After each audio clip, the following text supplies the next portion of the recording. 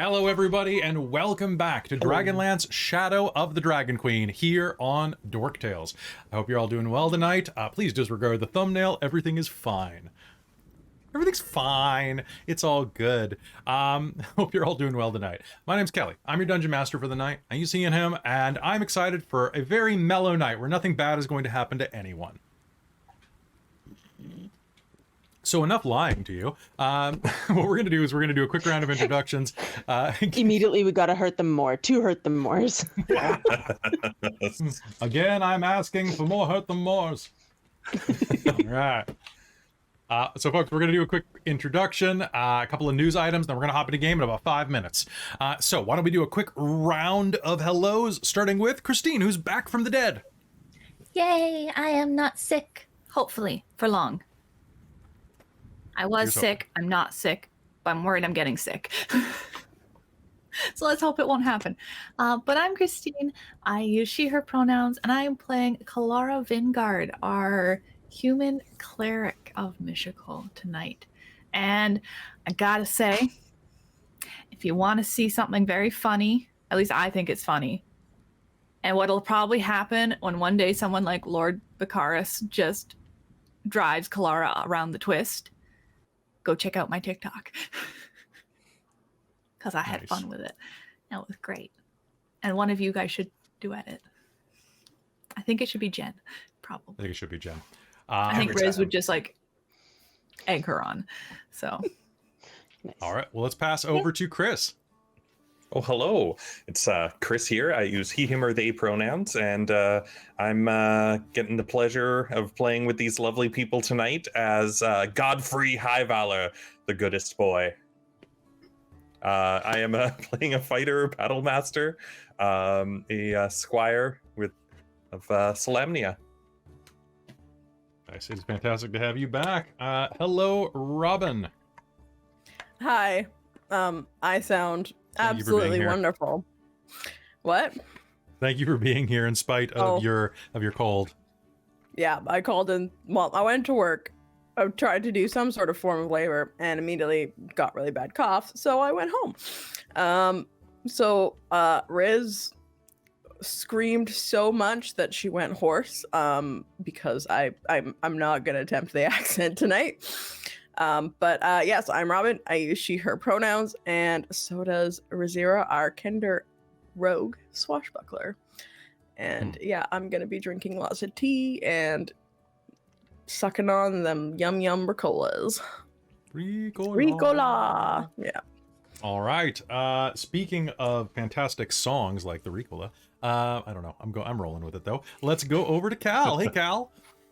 Hello. I'm Cal. I use he, him pronouns, and I play Aurontiros, the elf with the mysterious magic.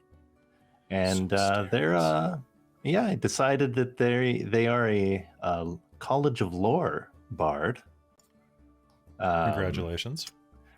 Congratulations on your student loans. He's gonna be a smart boy, smart girl, smart them. Aurontiros uses all pronouns, so. And I'm looking forward to successfully preventing any combat and good. Peacefully getting everyone together and evacuating safely and nothing bad happening. Nothing bad is going to happen at all. There's another hurt more. More? Probably. Well, good to have you, Cal. Over to Jen. Hi, I'm Jen. I use she, her pronouns, and I am playing Hazeal, the dwarven lunar sorcerer, who also uses she, her pronouns. And for those of you who follow me on TikTok, I did my TikTok before I found out the name of this episode, and I feel bad for #Team Arson. Whoops. So good. I don't think I caused this. That TikTok was ominous. Hey, well, you got something good happens. It's true. Yeah, there we go. Yeah. And I'm very excited for tonight's game, and a little side note here in that we're a week and a half from game 0 of Technocracy Zero Sum for our Patreon, for our patrons. That's the word. Yep. It is going to be fantastic. That is one of the announcements I was going to drop, is that, hey, if you like us and you like Jen in particular, Jen has agreed to run a once monthly Mage the Ascension, the Technocracy game that is a spin-off of one of the games that was entering Extra Life this year. That episode is up on our YouTube right now if you want to check out basically the pilot episode of this, and it's going to be fantastic. We're really excited. We're doing session 0 basically, right?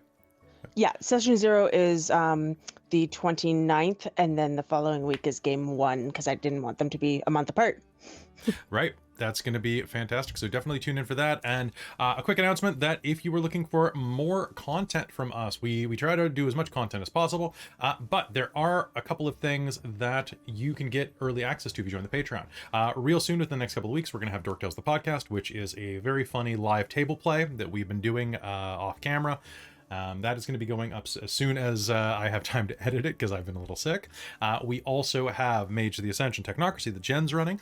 We have Robin is going to be running something soon. We're figuring out what that is, because it was supposed to be Radiant Citadel, but there's a little bit of a problem with Wizards of the Coast right now. So we're seeing what game will work best in the interim. But it looks like we're going to get a game of Passion de las Passions, the telenovela role-playing game.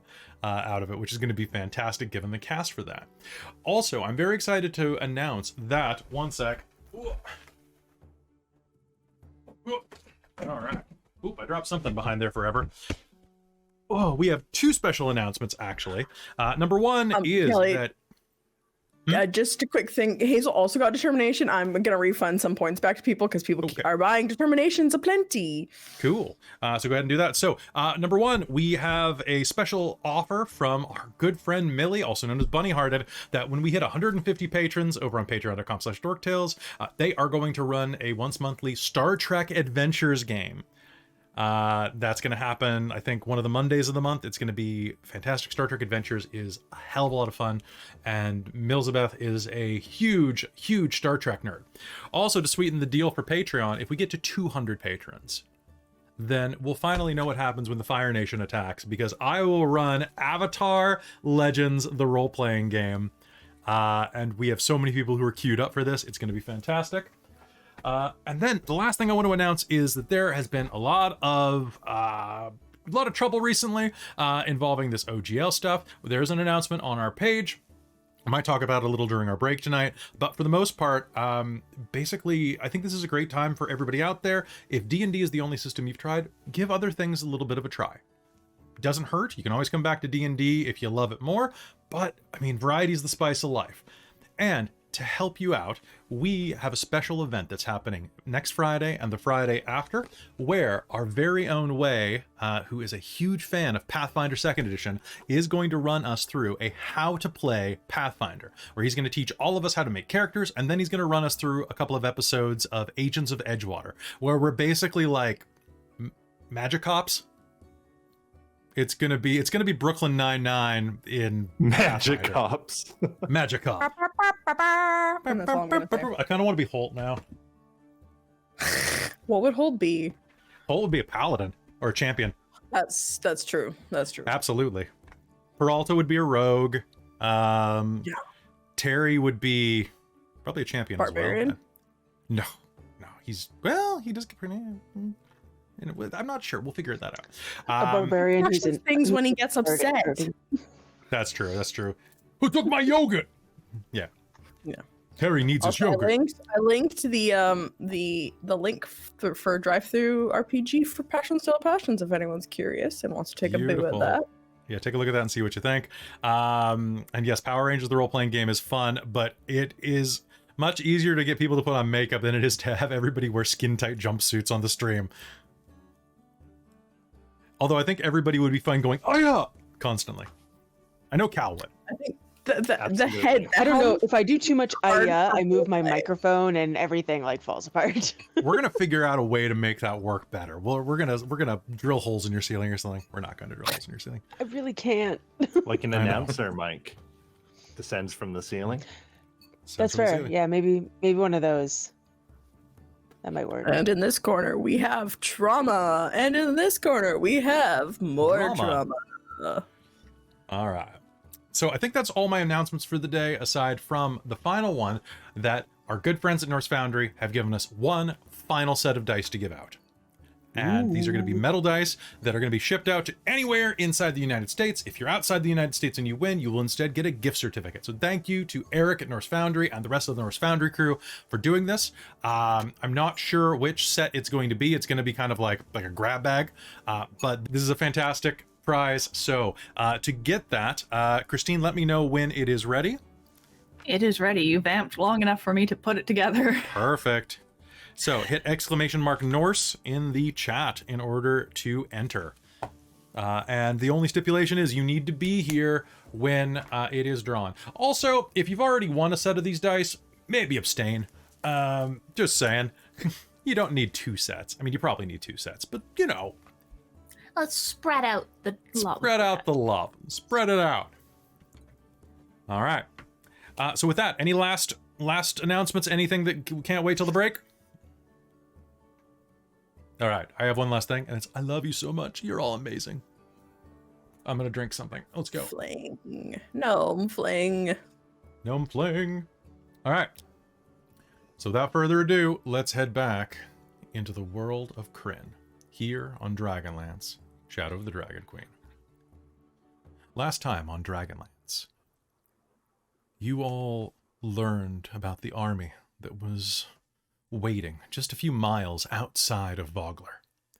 After doing some late-night reconnaissance and helping Cudgel make her way back to the mercenary camp, you went and brought this report to the village.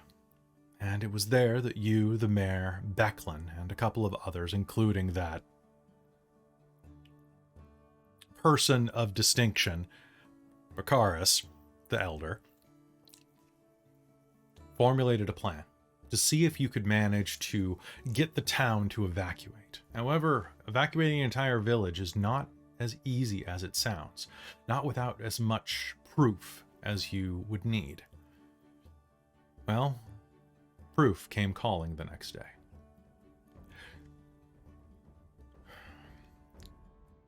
Around midday, a rider approached the northern gate of town.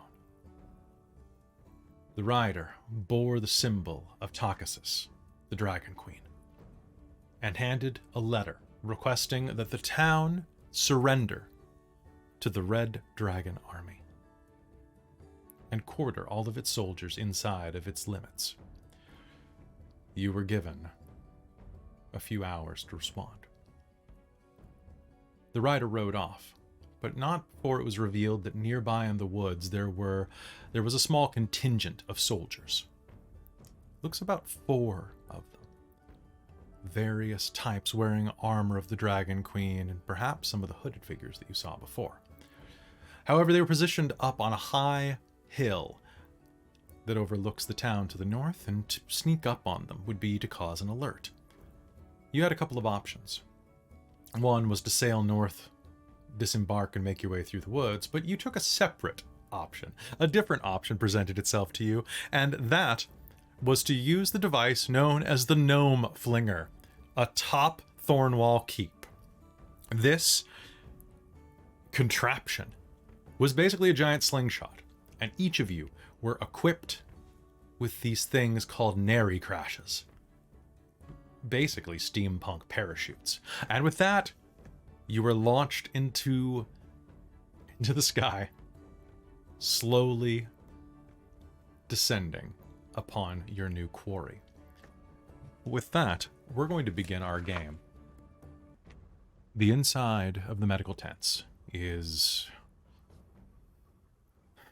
it reeks of blood and carnage. The few competent healers move around the scene, doing their best to stitch up wounds, apply compresses and poultices. Tourniquet is needed. You have been working there for almost 12 hours at this point, Kelara. You are quite tired. But as you make your way through the throng, you can see that people part for you. They whisper as you approach. Can you make me a perception or insight roll?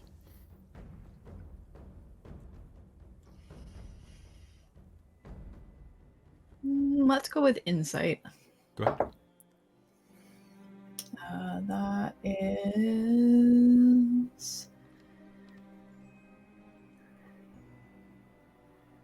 14. They're whispering about you. She cast magic. I know, I saw it on the field. No, she wouldn't. She could. Probably before I got to the tents, I would have gone and got my staff. Okay. Realizing that I needed it for any serious healing if I wanted to use magic. Okay. I don't think I've used much of mine, but maybe if there was some very, very Some cantrips, maybe? Like spare the Yeah. dying, or... trying to save it, because I'm guessing this is not it. Mm-hmm. Can you make me a medicine check? Actually, can you do me a favor? I'm going to ask you for a weird roll. I want Constitution and Medicine. I want to see how long you can persist doing this healing. Okay. This is actually just the same as my usual. Then. Okay. However, if you... yeah, because I am proficient with medicine, so can I add my proficiency still? Of course, of course. I'm going to spend a hurt them more, though, to make you roll a disadvantage for the time that you have spent doing this. Okay. If you fail, you are going to get exhaustion.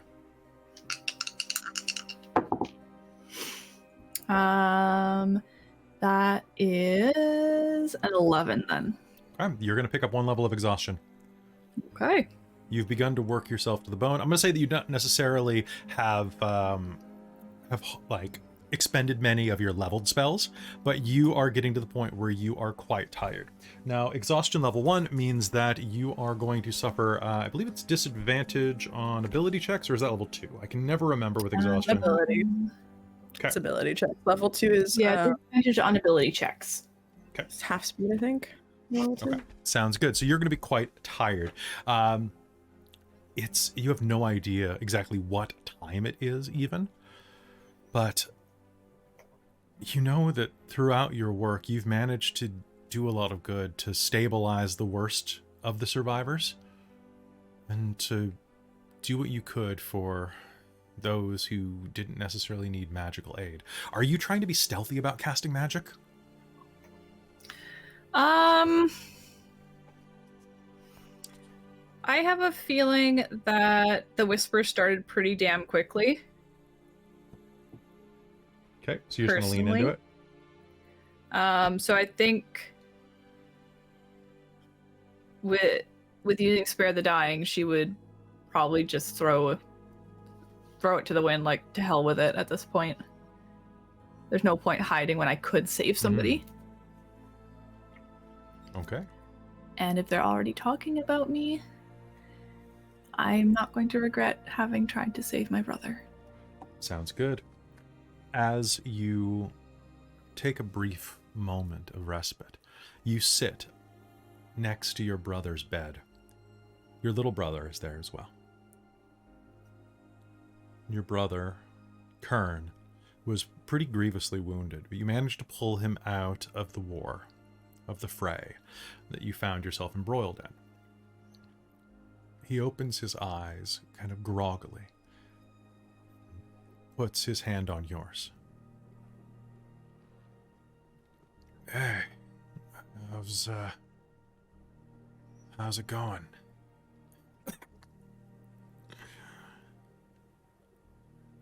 We're managing. You need to rest. Why'd you have to be so special? Well, apparently it's because you can't resist getting hurt. Oh, come on. That's been a long time. That's what makes it your fault. Mom always said that you were the special one. I didn't realize how special, though.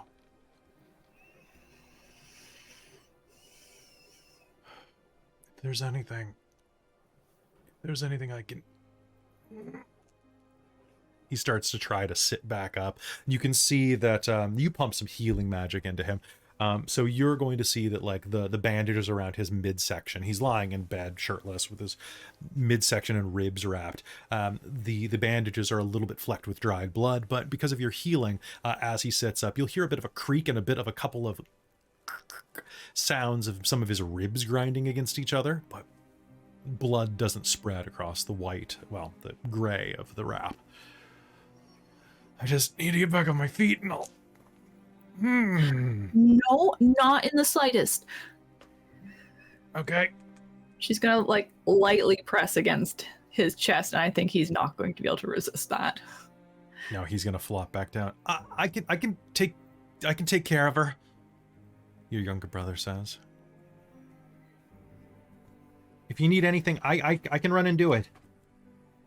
I'm practically an adult.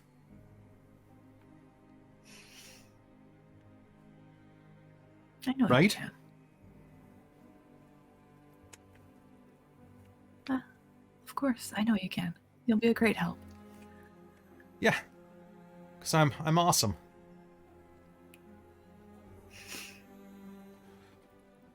Yeah, you're an awesome little troublemaker. You'll hear the tent flap open. And you're actually in just basically a large beer tent that had been set up in the city square. And you'll hear the sound of heavy footsteps behind you. Verily, 'tis I, my lady, Kelara. You're turning around. Darrett is standing behind you, looking a bit out of breath. Hey, I got here as, soon, there is trouble. Your friends are getting into some trouble, and you might want to be there. Okay. She's gonna look around and see if there's any, like, I think spare medical supplies that she can pick up and carry with her. Not that. He's gonna point at your staff. Oh. We better hurry. They're gonna be touching down any second now. Touching down? It's better you just see it. She's gonna point at her younger brother. Don't let him out of bed. I'll do my best. I mean, he's basically a kitten right now. I can wrestle him. No actual wrestling. And she'll turn and go, like with All just right. a quick turn that kind of like flurries her skirts out, and As you step and she's outside, out. he's gonna go. Darrett's gonna say, I mean that. And he's going to point up, and you're gonna hear, "Bark!" As you hear this. It's quieter than you think, but given where you are, he's going to point at Thornwall Keep, and you're going to see what looks like a fly swatter going whoosh into the air, and 5 specks shaped roughly like a kender, a dwarf, an elf, and 2 Solamnic knights. Well, 1.5 Solamnic knights are going to shoot through the air to the northeast, sailing with the speed and grace of a rock hefted from a trebuchet. Oh god, they're gonna break all their legs. Whoa, whoa, whoa, whoa, whoa, whoa! And with that, the camera's going to push in on the flying as you go, no, Hazeal. Hazeal, take a point of piercing damage biting yourself, I think. Screaming. Screaming. All right. Rizira is screaming herself hoarse. And with that, you are flung through the air, flying with just, I want to say grace, but grace isn't what we're going for here. You are hurled over and over and over. And as the gnome who taught you how to use this device, Than told you, when you get up to about as high as you're going, you start going down. You're going to want to pull that lever. And if that doesn't work, try another lever until it does. Can I get everybody here to roll me a d20 and tell me if they roll a 1? Oh no. Oh. The B dice do not fail me. I got a 18? 16. 16? 18. 7. 7? Perfect. All right. I just wanted to see whether or not there was a chance that you're...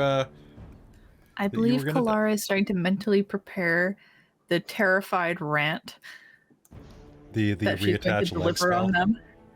Okay. You are flying through the air. As you do, you reach the apex of your sailing, reach back, and each of you is going to pull on the ripcord. There's going to be a eruption of steam as these 3 tanks that are strapped to your back go. There's so much water on my book now.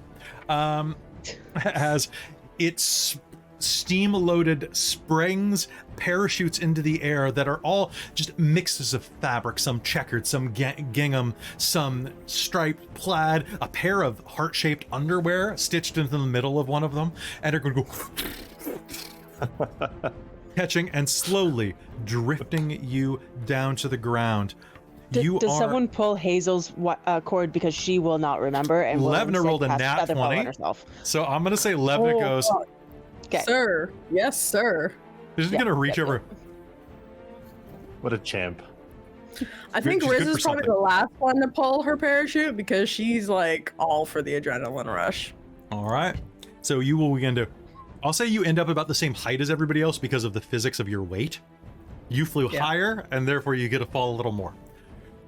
All right. So with that, you begin descending. As you pull your ripcord, the nary crashes will begin to slowly drop you onto the dragon army soldiers below that are watching the city with a keen eye. One pair of them staring at the gates, others looking around the town, making body jokes to themselves that you can tell are malicious in nature as they rib each other with their elbows. I can't wait to get that one. She's pretty. Gesturing down to one of the village girls. You'll hear just as the edge of your hearing catches them. I would like an initiative roll from all of you. Yes. Ooh, I get to add my charisma to initiative now. Okay, and go ahead and Kelara, you may roll your initiative as well. You'll be arriving a round later than everybody else. Levna rolled a 5. Good job, Levna. Okay, so looking at the initiative right now, I have Robin with a 24 for Rizira. Okay, I have Rogue something initiative good is happens gross. and a drama bomb. Cool. Especially Swashbuckler Rogue, man. And, I get to add charisma to my initiative as well now. Okay, That's crazy. What do you have That's what I was here? playing in your Initiative. Citadel game Plus at 6 Life. initiative. So much. Plus 6. Hazeal. Without any feats? Yeah, Yeah, I think I figured slush. with the alert feat, I could get plus 12 to my initiative at level 4. Aurontiros, swashbucklers are amazing. Please do. Oh, I'm going to, because I take a point to boost my charisma up 1 point to get to plus 3, and then I take alert feat, and then there's plus another 6, so it's like plus 12 to my initiative. Just gross. Yep. Dumb. Take a couple levels of Bard and add half your proficiency bonus. Okay. You begin to slowly descend. As that is happening, Kelara, you are running up on the lower cliffs. So to actually scale the cliffs, it is a 30-foot tall cliff. You will be noticed if you try to scale them. I'll say that you get to the base of the cliffs. So you're about 30 feet from one of these dragon soldiers. Humans who are dressed in kind of like this red mail look down at you. Each of them bears a symbol on the front of their breastplate that has a 5 spiraled pinwheel on it, each with one of the wheel spokes a different color. Looks down and goes, "Hey girl! You ever had a real man?" They haven't noticed them coming in from above yet. They have not noticed. I would like you to make me a deception roll with advantage, not to show this on your face. And I would like my action to be like a help action, if I can do one in this moment.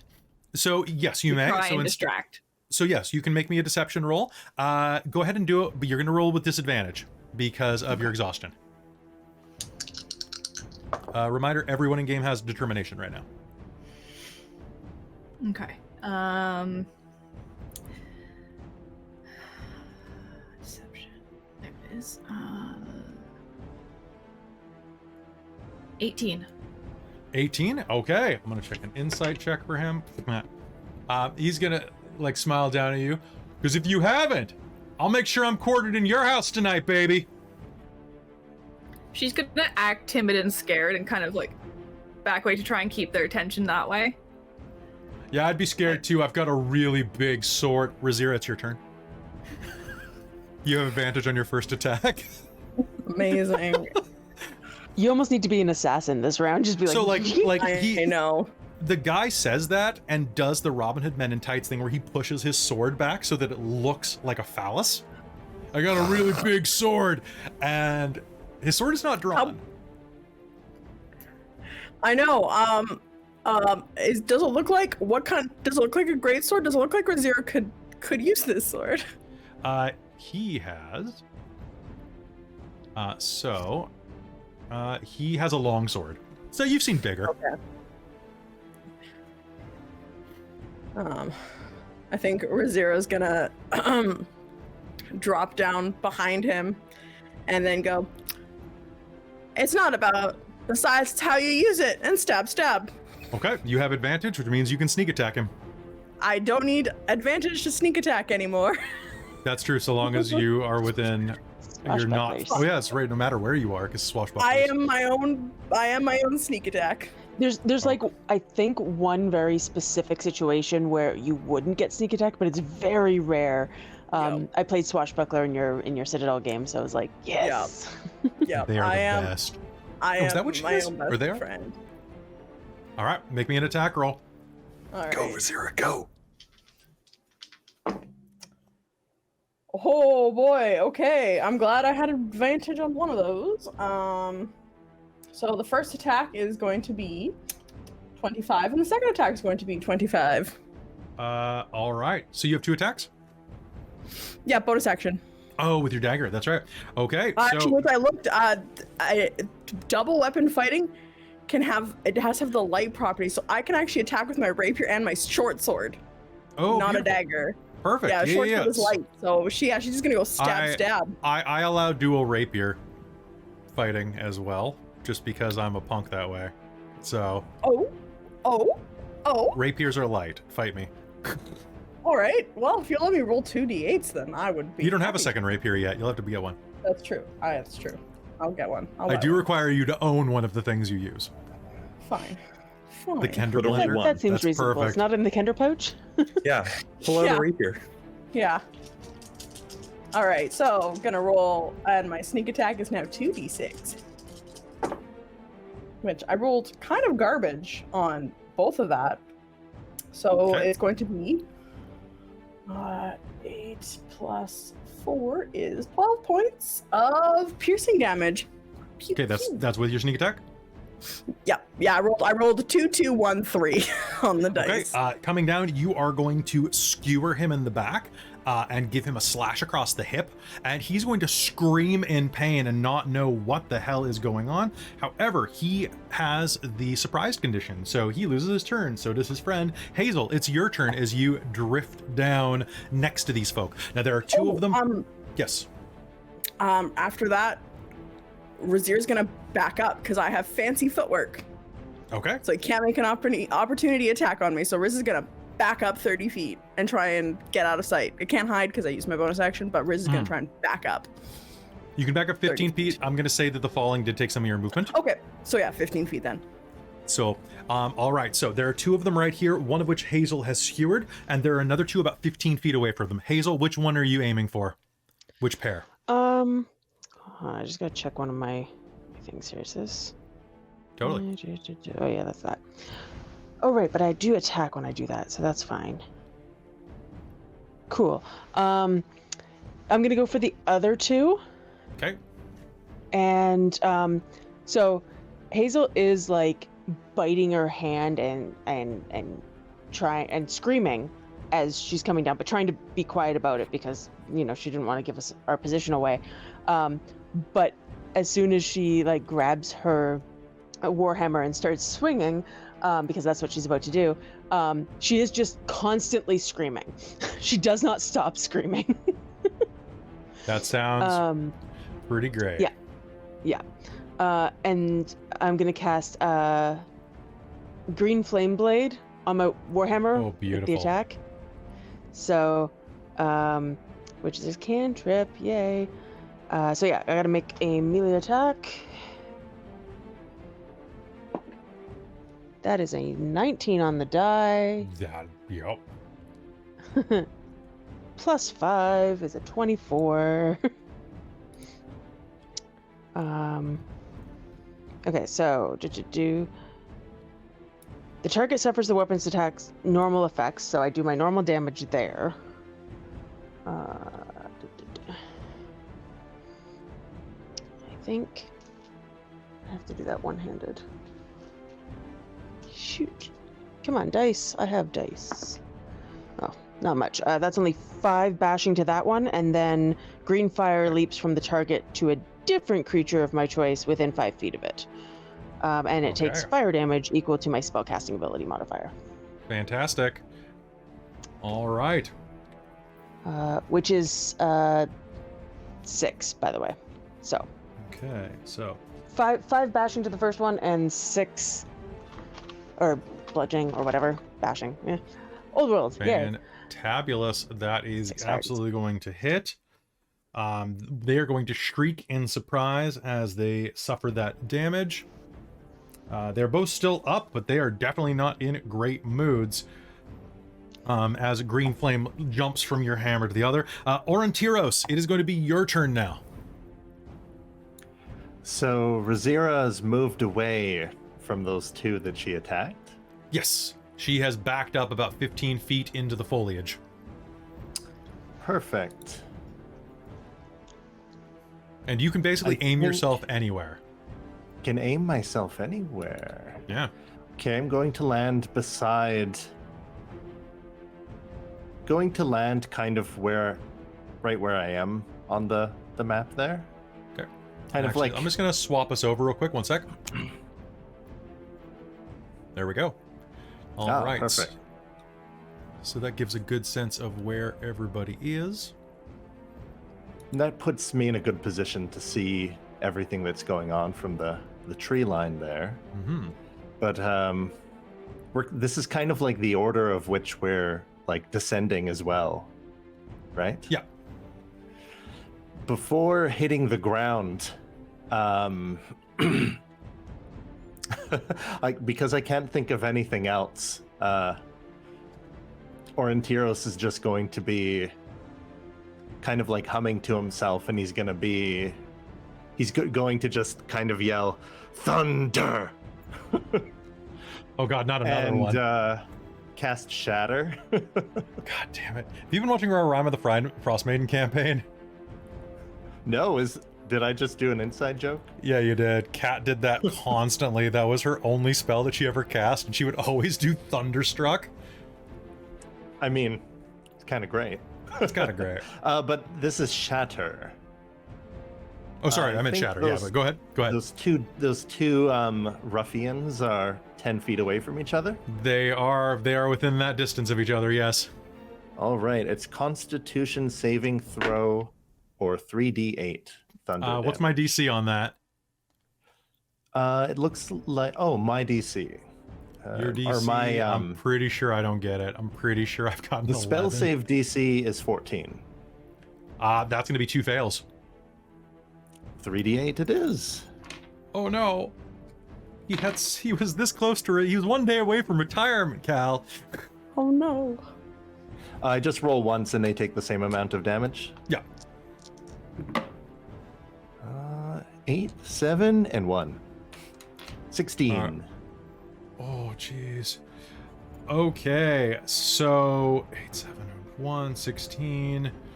That is going to be that many hit points remaining on that one. You are going to hear a Wilhelm scream as there is suddenly going to be a shatter, and the one that Rizira stabs is going to be flung off the cliff face, collapsing in a dead heap at the bottom of the 30-foot crevasse, his neck bent at a disturbing angle. So in front of Kelara? Basically right at your feet, yeah. That's what you get for being gross. You think you might learn for next time. Is there anything else that you want to do this turn? I believe I can use a bonus action for inspiration. You totally can. Who hasn't landed yet? It is Kelara is at the bottom, and then Godfrey and Levna have not landed. Give it to Godfrey. I was gonna say, give it to Kelara, Let's who give just witnessed you like throwing that guy off a cliff. That's true. Yes, that's In her the honor. vocal inspiration. So she just hears, "That's what you get for being gross," and that I love that it. that inspires her. And that's a D6 at your level, right? Yes. Perfect. Okay. All D6 right. to what sorts of things? Just to any roll. Any roll. Okay. Now with College of Lore, you only spend it before you know what it is, or is there any special rule with College of Lore? That you know I will of? look that up while.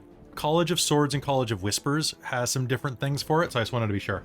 But Kelara, it is your turn. You are at the bottom of the hill watching this debacle. All right. So the one that was next to the guy that just got knocked off the cliff. His armor has kind of crumpled in on itself, and you can see he's having trouble breathing as the front of his armor is compressing his ribs. Okay, he looks pretty hurt then, right? Yes. Okay. I would like to fling a rock at him. Not to Okay. necessarily hurt him, but to distract him enough to aid Godfrey Okay. in dropping down on him. And in that action, having taken the help action to do that, Mhm.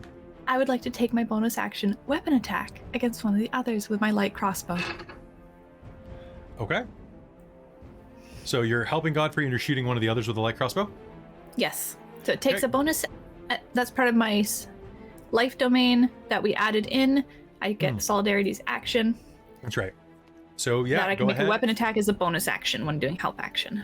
Okay. So do you own a crossbow? You have one, I or do. okay, cool. So It's actually on my sheet. So I'm not sure if Beautiful. she was necessarily carrying it, but maybe Darrett was, and she can just yank it off of him. I was kind of thinking that Darrett has a crossbow on him, like kind of on his waist, and you go, pardon, clip, tink. Yeah, so I was thinking I could probably get the one in front of Hazeal from where I am. You probably could. Go ahead and make me an attack roll. You don't have disadvantage on this because it's an attack roll, not an ability check. Okay, range attack is that bonus. I'm going to add my inspiration that I just got from Or your Aurontiros, determination. Oh yeah, or the die he just gave me. sounds good. I rolled a 1 on it. So that's going to be 9 plus 4. It's a 13 to hit. A 13 to hit. Would you like to? Is that with the inspiration? Oh, I have determination though. You do. I'm going to spend my determination and make that 15. 15. Okay, I believe in you. You are going to. I'm going to spend a something good happens. I'm going to use that up right now, and say that he's distracted, so he does not have his shield up. Excellent. Quick question. so- I neglected to write it down. Does anybody remember what the damage die is for a light crossbow? D8. Oh, sorry, light crossbow? Yeah, D8. Light. Is it D8? Okay. It's a D8. It's a I thought it was a D6. I have one in my inventory. It's Is it D10 lighter? for a heavy crossbow.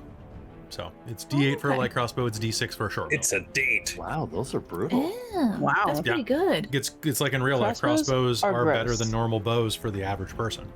How dare Yeah, you? they're gross. It's true. Yeah, it's almost like you're applying a bow to. It's basically a Murder. gun. Yeah, Yeah, it's a it's a gun with a medieval really gun. long bullet. And now, Yeah. do you add your dex mod to range damage? You Yeah. do? Okay, cool. You absolutely do. I can never remember because I don't do it that often. Well, and they So don't in that's- certain other systems that we play. So Yes. So that's 9 damage. 9 damage. He is still up, but is not having a good day of it as you raise your crossbow and perforate part of his midsection as you punch it through a weak point in his armor.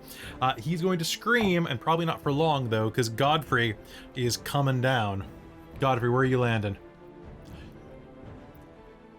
I'm going to land right just maybe about 10 feet away from that one and just get up and stab him.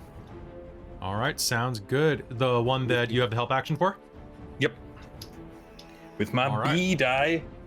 You have a B die? All right. Is it like Yeah, I've got dice with bees in them. Like I posted them on the Discord, but they've got I'll have like to they've look got at like them a little later. field and like little happy face bees in them. I love them. They are amazing. And we love you. All right, so All right, so you have advantage on this attack. That'll be a 17. 17 will hit. Did you roll with advantage? Yes. Okay, cool. And then so that will be 8 points of damage. How do you do it? This was one of the ones that was kind of pointing Being a out at dick. people and being a dick. Yeah. Okay. You know what? I'm going to stab him in the groin. Yeah, he Good will place to stab. startle and turn around as he hears you land and charge. And a rock is going to pivot off the side of his head as Kelara hucks it. He's going to try to raise his shield in time, and he's going to raise it. But that gives you a lot of room beneath it. And I'm going to get real close to him and just pull it out. Oh, and he is going to die screaming. He is going to absolutely die screaming. All right. Anything else you're doing in your turn? After that, I am going to head over to Hazeal. And if Hazel's willing, I want to use bait and switch. Okay. So we switch spots, and then I will give you a bonus to your AC. Sounds Cool. good. You get 3 to your AC until the beginning of my next turn, and now I'm in the way. Nice. All right.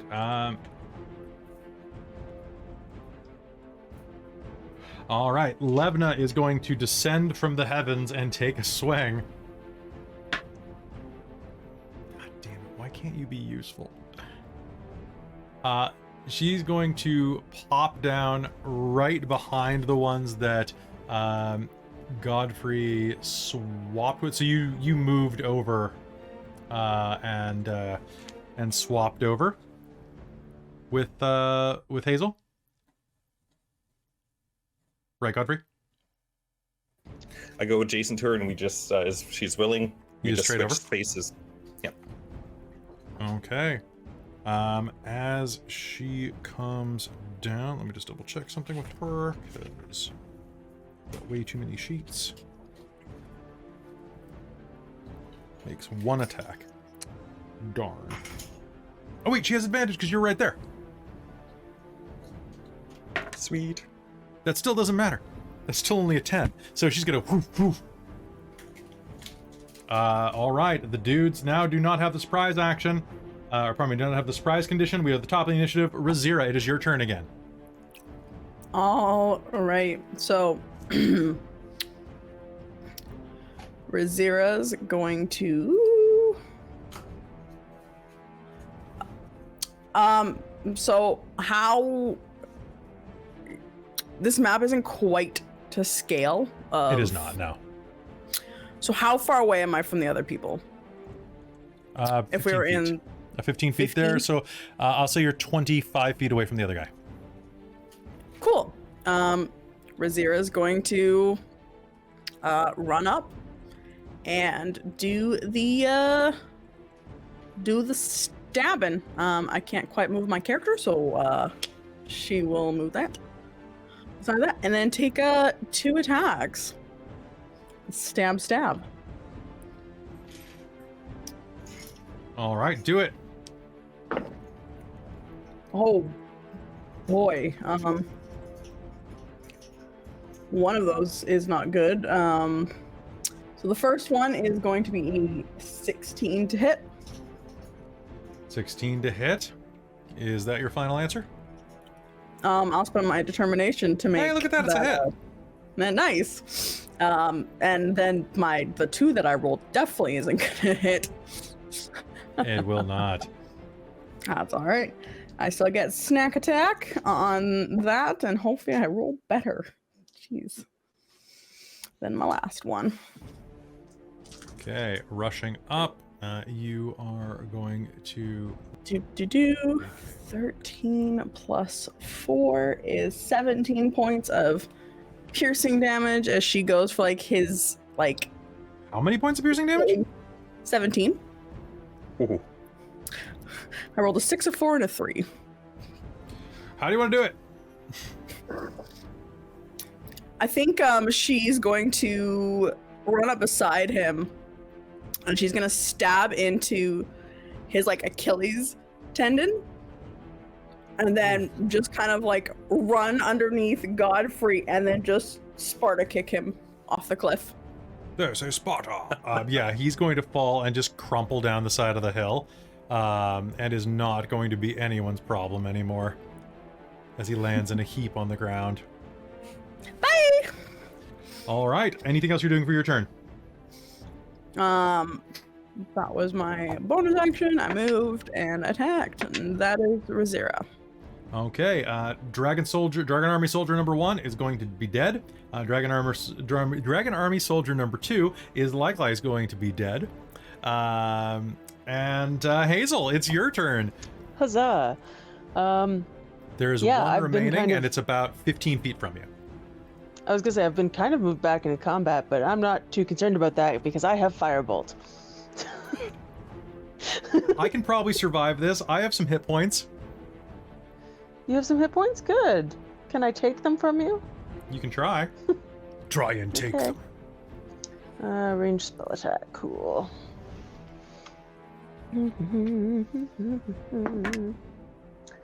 That is a dirty 20.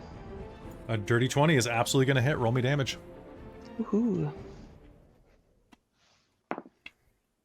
And that is a nice, glorious 10 points of damage because I rolled a 10 on a d10. That always feels good. Did you... oh yeah, you don't add anything to that. Beautiful. Nope. All right, your firebolt is going to strike him. He's going to try to shield himself from it. Fuck! A witch! A witch! And he's going to try to run on his turn. Except the problem is, his turn is after everyone else's. So, do you have anything else that you're going to do? Nope. Okay. Aurontiros. How does switching to my short bow work? So, if you are presently wielding a weapon, did you already have a blade out? No, he was parachuting.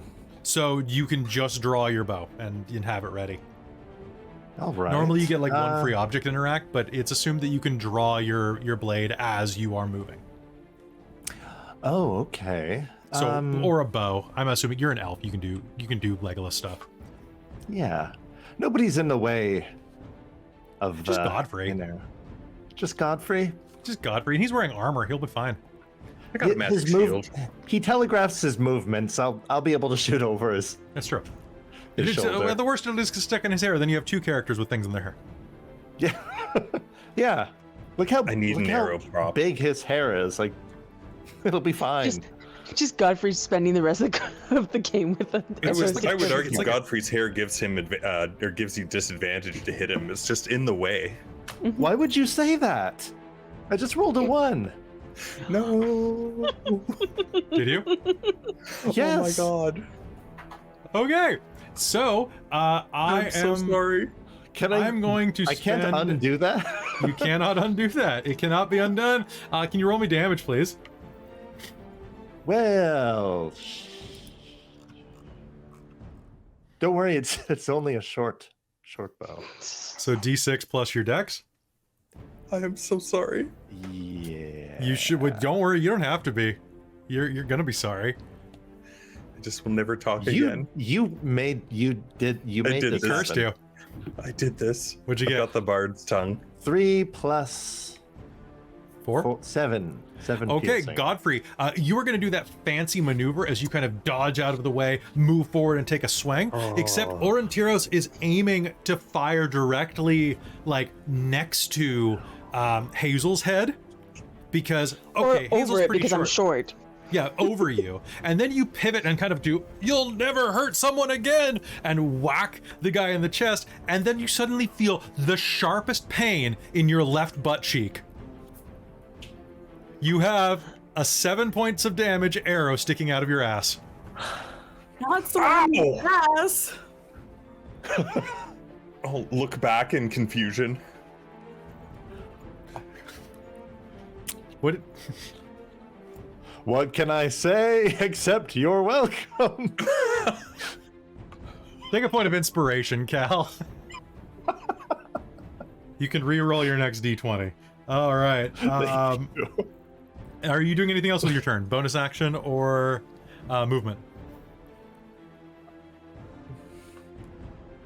I think I've done enough. I think maybe I'm just gonna cut my turn short. That sounds great. All right, Kelara, it is now your turn. You see Godfrey get pegged in the side of the ass with an arrow. It's not going to kill him, but he'll be maimed for life. I might have to retire from adventuring. It's true. You took an arrow to the I ass. used to be an adventurer like you. Till you took an arrow to the ass.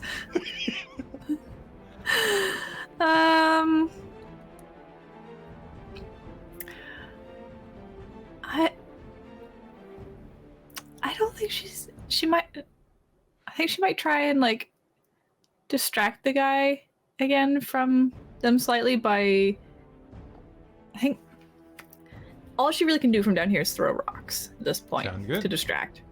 So I think she's gonna try and do it so it clangs against the side of his knee, maybe, and maybe makes him just go a little weak.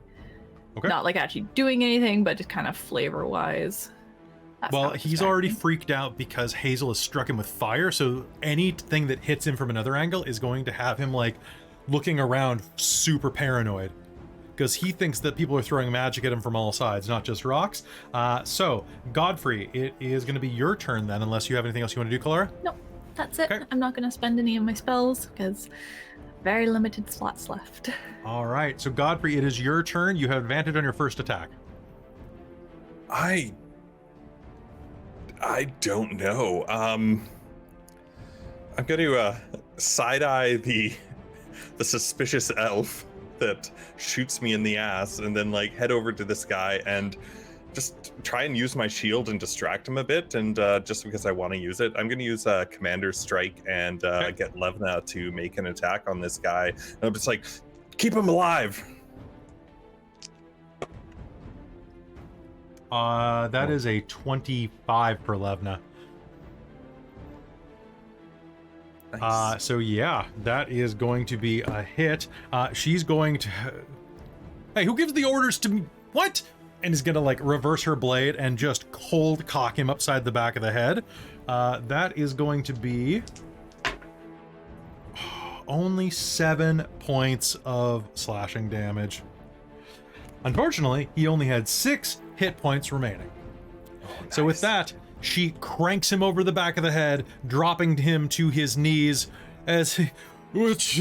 And he's going to start to slowly, unconsciously slide down the side of the slope, taking a number of rocks in the face as he goes.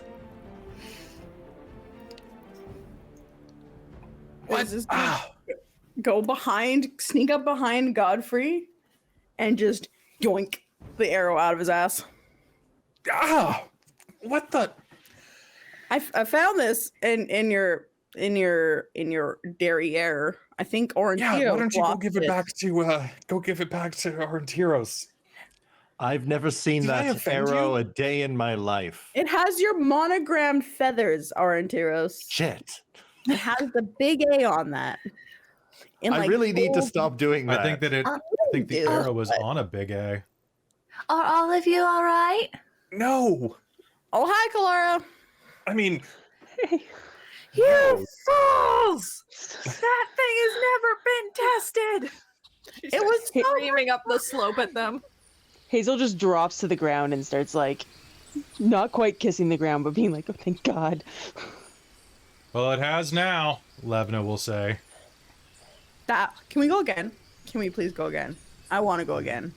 Think of it as like a funny story. I wasn't expecting you to do the switcheroo. You'll...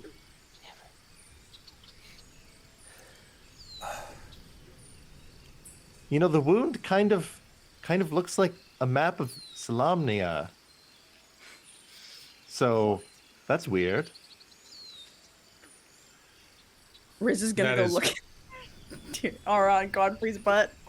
No, hey, this isn't. Oh, I'm gonna. Hey, Kelara, Godfrey needs some healing. I mean, it doesn't look like it went in that far. He can handle a solve. Yeah, but you need to. I think he wants you to solve him in the butt. All right, that's probably enough. She makes a We slightly rude gesture towards Rizira. We need to get these corpses cleaned up. Yeah, tie up. Oh, I got the. Oh, I'll try and make my way down the hill and see if we can get any answers out of this one. Kalara's gonna go poke at the one that fell at her feet earlier. He is absolutely dead. You can see a bone there sticking out anything the side of useful his on him? neck. Checking him over, you are going to find that he has a full suit of scale mail, as well as a shield. So anybody who wants a shield can take one. He also has a longsword and a series of javelins. Okay. Hazeal is going to start filling her robe's pockets with rocks in an effort to weigh herself down. Okay. There are a number of rocks. You're doing pretty good. Cool. Good. You're not going to float away.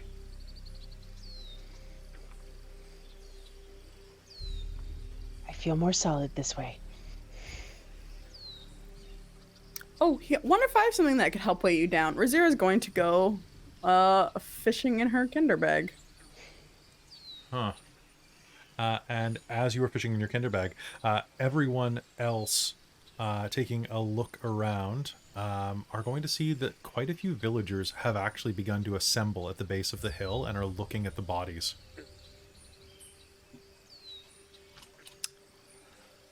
It's true. They really are. There's... What's going on here? Kelara, what's going on? One of them is going to say.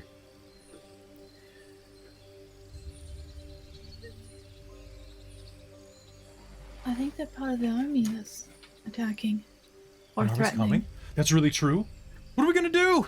We're all going to die. Stop being stupid. Make me a persuasion roll. With disadvantage because you're exhausted.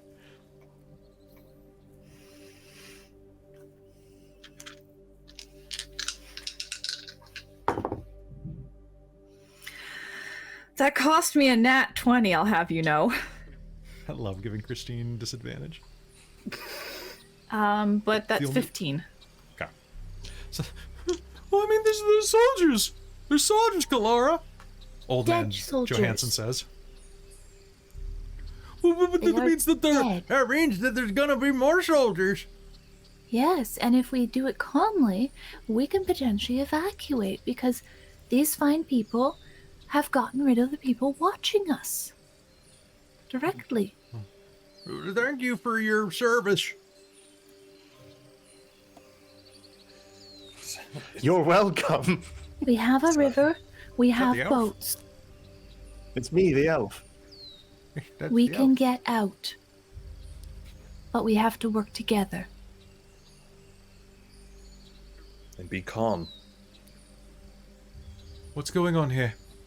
You'll hear Becklin's voice say as she strides up, dressed in her armor. I see. Looks like someone is taking out the trash. Looks like we got one of them alive.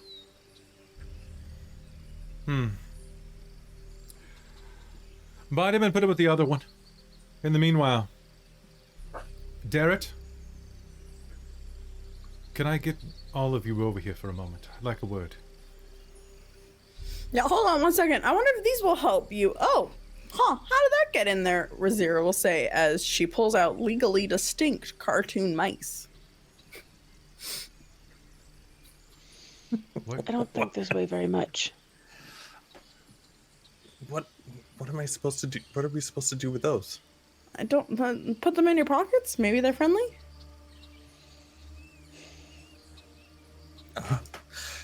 I'll pass. Thank you, though. Same. Okay. Kalara's gonna Put them string back in the Darrett's light crossbow over her shoulder by the strap, and then... Yeah, you can have that. Thank you. That's okay. I have 2, luckily. Also, I'm not very good at range.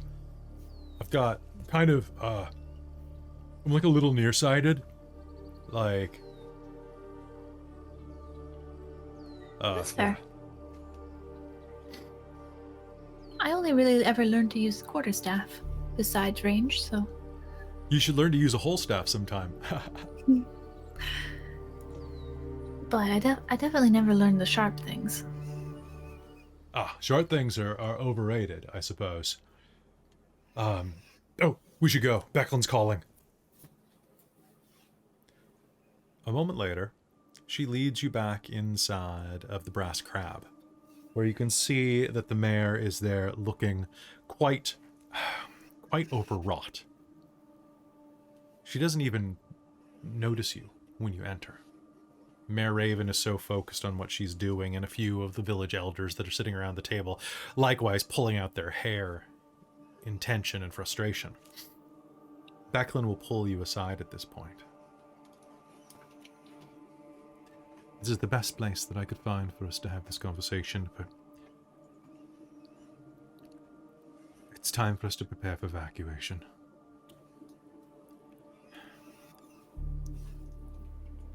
It is my fear. I'm going to be honest with you. Rumors have reached me of late of a vast, unstoppable army in the east. I fear that these Red Dragon army soldiers are just one wing of a larger force. I've lived in Vogler for decades. Can be larger? Yes. I've lived here for decades. I know that we're not soldiers. We would need weeks of training and 100 more professional soldiers on top of what we have there with the mercenaries to even stand a chance of defending Vogler. I agree, we should evacuate. If we do this by water, we can make it to Kalaman. I need you to help formulate a plan to get out of here. I can think of ways to defend. Evacuation, movement along waterways is not my expertise. I will back any idea that you have up to the mayor. In the meanwhile, anybody here who is a resident of Vogler,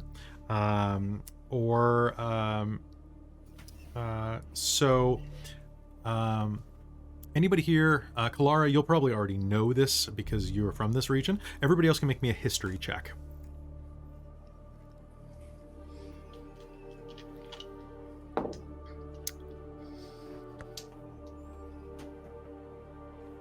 $16. 16? Perfect. 23. 23? Oh, perfect. Rizira? 14. Perfect. 11.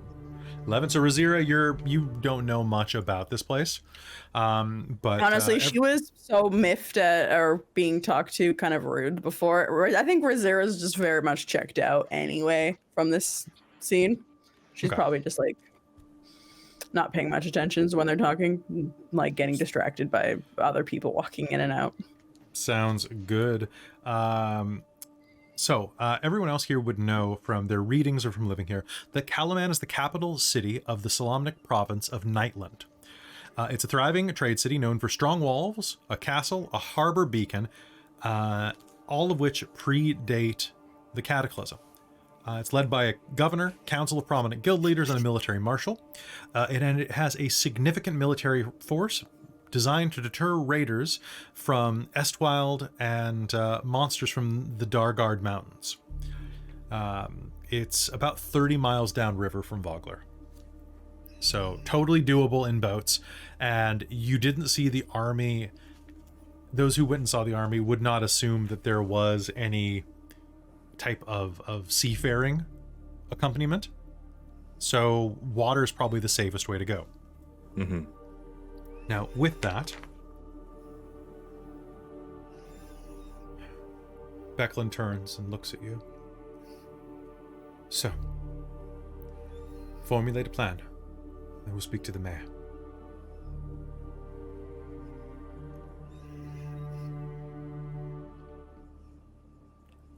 What are your thoughts? I think all the large fishing boats. I'm just glad we got to evacuation in the end. We need to get as many people as we can on them. All currently able-bodied need to help spread the wounded out across multiple. We can't take much of anything. Maybe some light money, some food, but that's it. Yeah. So there's no room for more. I would like anybody who wants to look at the maps that are set up on the table over by the mayor can make me an intelligence and survival or investigation roll. So Vogler has about 400 residents. Okay. Those who are living here, so make me the survival check. I'll do survival. Is it survival intelligence or survival wisdom still? It's wisdom. Okay. Wisdom? Yeah. That's 17. 17? 16 for me. 16? 18. Perfect. 18? 24. Holy crap.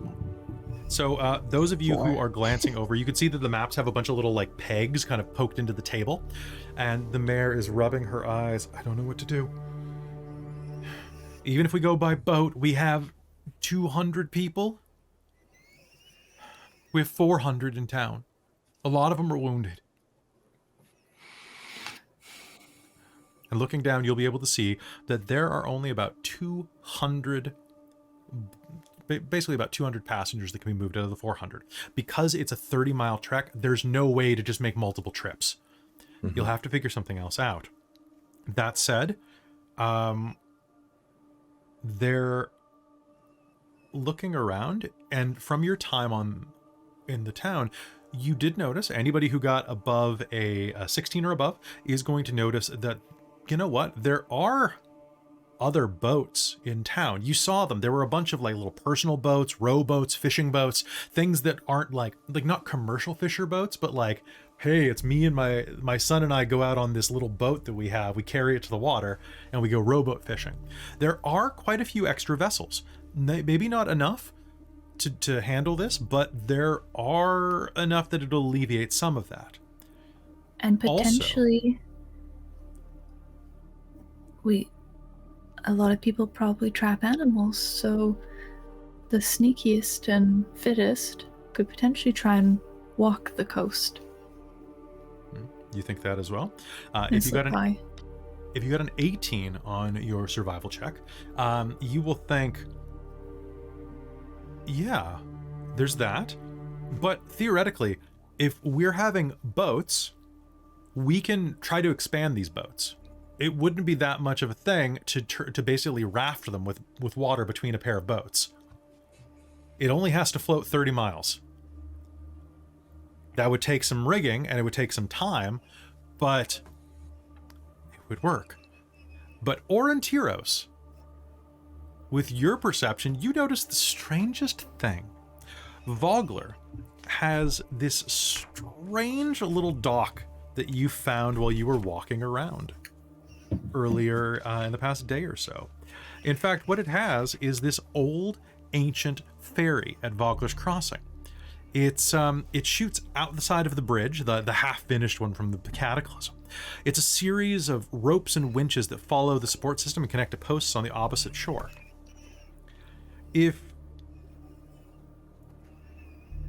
Theoretically, the ferry crossing on the Vineyard River has a series of rafts and small boats on pulley systems. That could probably take 100 people if it was dismantled.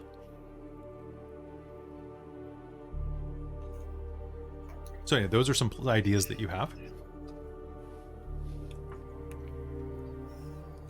Aurontiros is just going to relay that information to everyone as such. They don't need to be seafaring They just need to be able to float and ferry them down the river. We would be safer that way. That's a good idea. Get all the men now and able-bodied doing that, and the more infirm can help prep the wounded for travel and get things together. Yeah. With rafting and salvaging the remnants of the ferry boats, everyone should be able to evacuate. Flotilla can tie some together, even if we don't have enough oars or anything. And if worse comes to worse, if something goes down, at least we can get away far enough that it would be easy to get to shore. And not easy to follow us. They're going to be back in a couple of hours, the mayor says. Then we need to get started now. Agreed. I need to ask you tell them what they need to do. I need to ask you all to do something kind of frustrating. We've got to get everyone in town square. Split up, door to door, knock on doors until they answer. It'll take time, but it's the only way we can do this. I'll tell everyone when they're in the village circle.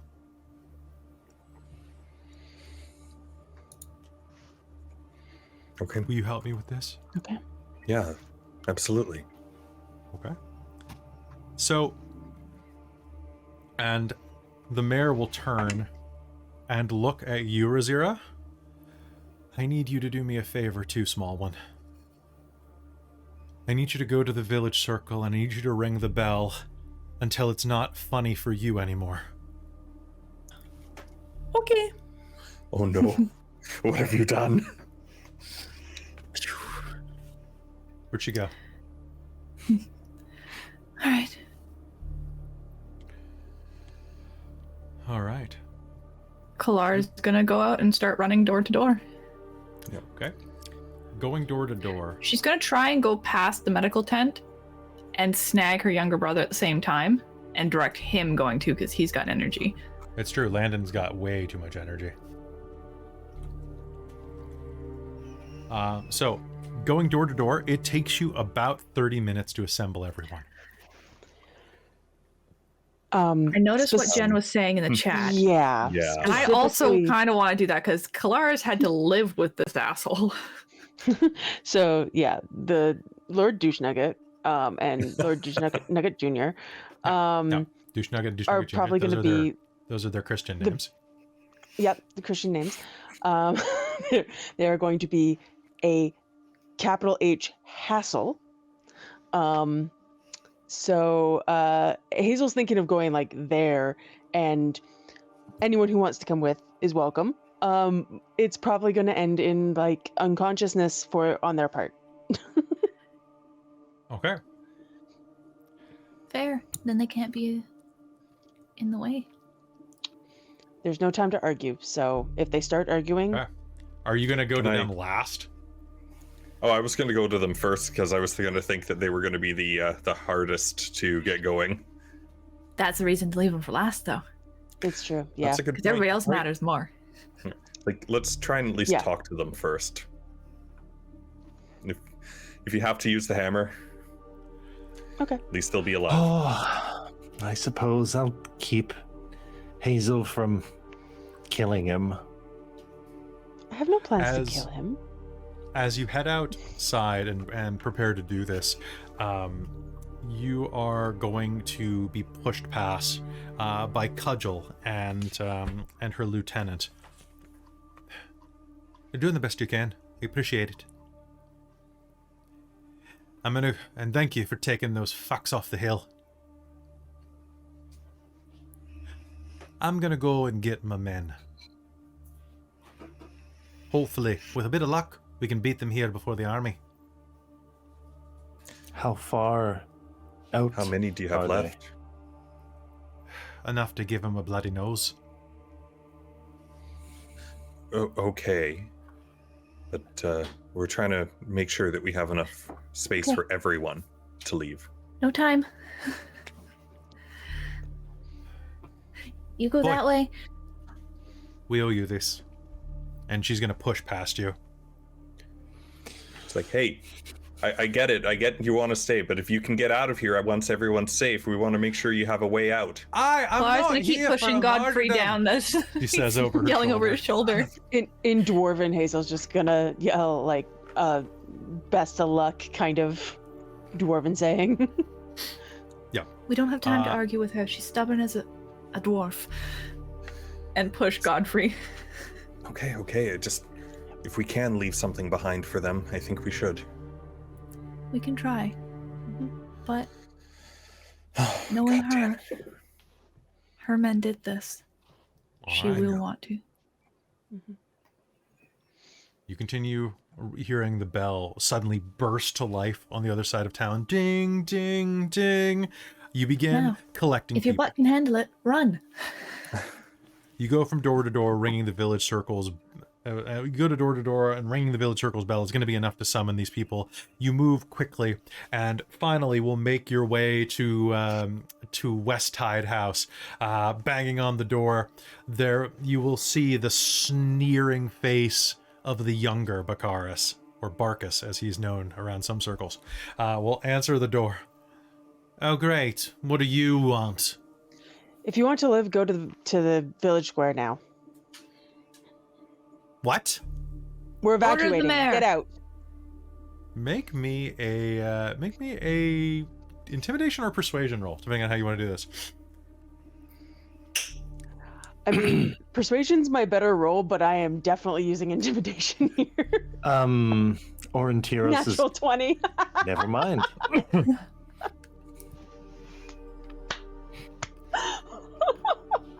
Go. You can't just stand there. I need to get my things. I will be there shortly. I must collect my father. Yeah. Would you like help with that? I need no help. Go help the infirm. Oh, we've already helped them. Then help the feeble-minded. That's what we're That's Oh, doing why we now. came here. All right. So he will rush around trying to gather his father up. And with that, you can make it into the town where people have begun gathering around the center, the sound of the bell ringing through the air. Colorful kingfisher festival decorations still cover the village circle and the festival stage. Unlike the day before, the people collected in the village center are somber, muttering in worried tones as Mayor Raven takes the stage. The mayor doesn't mince words. A dangerous army is headed toward Vogler. The ironclad regiment will do what they can to defend us, but we must be ready to flee. Following the mayor's reports, the locals stand in stunned silence. Then their questions come in waves of shouting, anger, and fear. What do you mean? This is our home. We're not going to leave. They're just going to burn our houses down. We've got everything here. We can't. We can't Kalara's, I would like to step forward on the stomp up the stage, stomp my foot, cast light on the stage to make a glow, and just yell at them. Okay. Shut up! I will let you roll persuasion or intimidation flat. No disadvantage from your exhaustion because you just wielded magic. Intimidation, please. Because I think this should be scary if it's Kelara freaking out. Because Okay. they all know her as very sweet. What'd you get? 22. Holy crap, the DC was 12. I rolled a 19. It's going to be enough that even Riz stops ringing the bell for a second. And then continues. Ding, dong. I don't care how long you've been here, what you're afraid of leaving behind. You were damn well getting ready and helping us leave. Or you die. Now shut up and get working. Well, what do you need from us? Says one of the fishermen, one of the union reps from the Fishers Guild. The boats. We need All to of have the them. boats. If we can combine several of the larger ones with slings in between, or pathways between, we can carry more people. We just have to get 30 miles down the river. And we need the ferry. With a ferry, And what's anybody- that gonna do? It floats! Scary people. Aye, I could probably disassemble it, but I'd probably need Theron's help. I'd be happy to help. You hear I from have somewhere those in the crowd. He's small very boats. short. Get them ready. We'll you have can't to help him fix get- them up. Well, do it then. We don't have a lot of time. Get ready. Help me get the wounded ready to move. Yes, priestess. She looks a little startled at that, but we'll just roll with it at this point. And with that, the town begins working in unison. They split, everyone working together. You can hear the sound of lathes, of hammers and nails, and people sealing up old ships. You can hear the sound of hammers crashing into old mechanics at the old bridge. The next 2.5 hours are a blur. Yes, Rizira. I think Rizira is probably going to go to the highest point in town and keep watch on the road as Okay. a lookout. Sounds good. As you are keeping a lookout, Godfrey, what's up? Oh, at some point I want to see if I can pitch an idea to Levna and see what she thinks, if there's time. Sure, there is time. Over the next 2 hours, it's going to take about 3 hours to get the personal fleet up and running. But toward the end of that, you're going to see a most welcome sight. A line of soldiers, Rizira. The Ironclads. Cudgel at the front. The mercenaries make their way toward the edge of Vogler. You can see them from the top of Thornwall Keep. What do you do? The gate has doors, right? It does, but they're kind of wedged into the ground, right? So you'd have to clean them out to get them to shut. Is there any sort of way that she could, like, if it looked like there was some sort of explosion and the gate, would there be enough debris to collapse the gate and make it a pain? Because kind of Absolutely. in a valley. Yeah, you absolutely probably could. You've also seen that Hazeal has some abilities to do that kind of thing with magic. Yes, no, Riz will go and find Hazeal very quickly and grab her and be like, they're coming. Gate needs to go boom. The Ironclads are on your do- side. Oh, Like Cudgel's bringing them. oh, sorry. Yeah, I was Those are the thinking mercenaries. Cudgel is the bad guys. Sorry.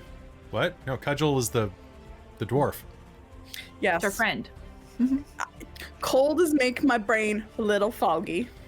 Branglebur. There. That's okay. Yeah. I forgot what appreciate their you still. the I group's name was, appreciate you too. fighting through the cold.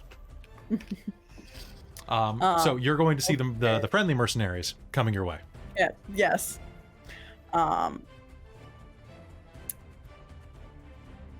So once they get in, then she'll get Hazeal to blow up the gate and make a mess for the incoming other army. All right. Sounds I can do that.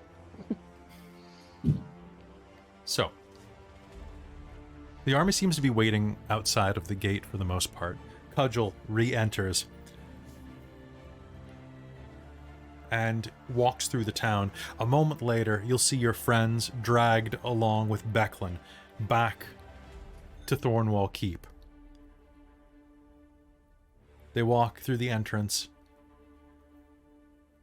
and head inside, convening inside the library. Do you head inside? Mm-hmm. Do you head inside Rizira? Or do you keep it Yeah, watch on sorry. top? Oh. Should probably keeping on watch. Don't want to get surprised. It's early in the afternoon. And as you sit around the library looking at a little bit of plans there are, Becklin informs you that it's been going pretty well. It should be about another hour before the evacuation can begin. Maybe a little less. Cudgel takes a seat, brushes some of the dust off her pants, and says, I've got the Ironclads to the north of the city. Or north of the village, I suppose. I think, for a time, we can defend them. But we're gonna want to be in the ravine. That way we can limit their numbers. It's about the only way we can do it. I hope we don't have to fight. I'm thinking that there might only be, well, not 1,000 of us. But if they come and they see that hopefully we're not worth it, or that we're going to give them enough of a bloody nose. Just in case, though, I'm going to have them set up a rear command tent by the river gate. That way, we can send word in and out of the village. Becklin, fancy another ride out with me? It's been a while since we've gone out together. Could be fun. Besides, they see a Knight of Solamnia on the field. Maybe they'll shit themselves.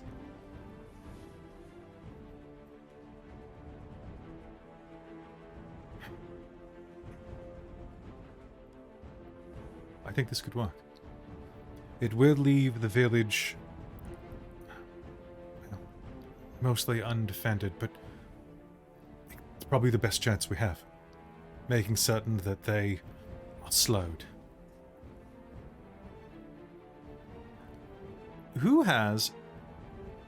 What is everyone's passive insight?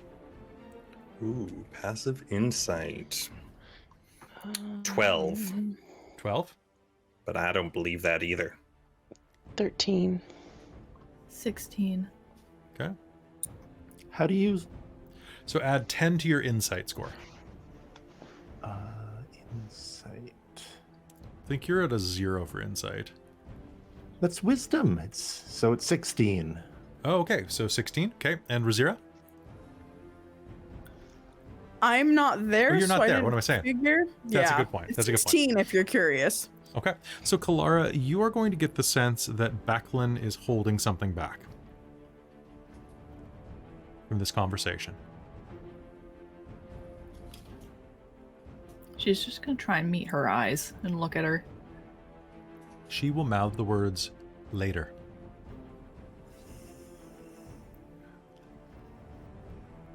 I think this is probably the wisest option. The only other option would be trying to seal the gate somehow, and then this turns into a siege. If they breach the gate, we would have no defensive method.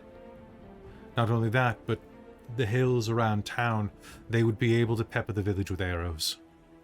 It's not ideal. Then they would have the woods at their back from the high hills. Being able to strike them from below would be... it would be a rout. We just have to hold for a little bit. I agree. I think this is a good option. Plus, if the lot of you are down there, then at least we have a small force along with the rest of the militia to defend the escape. If you're willing.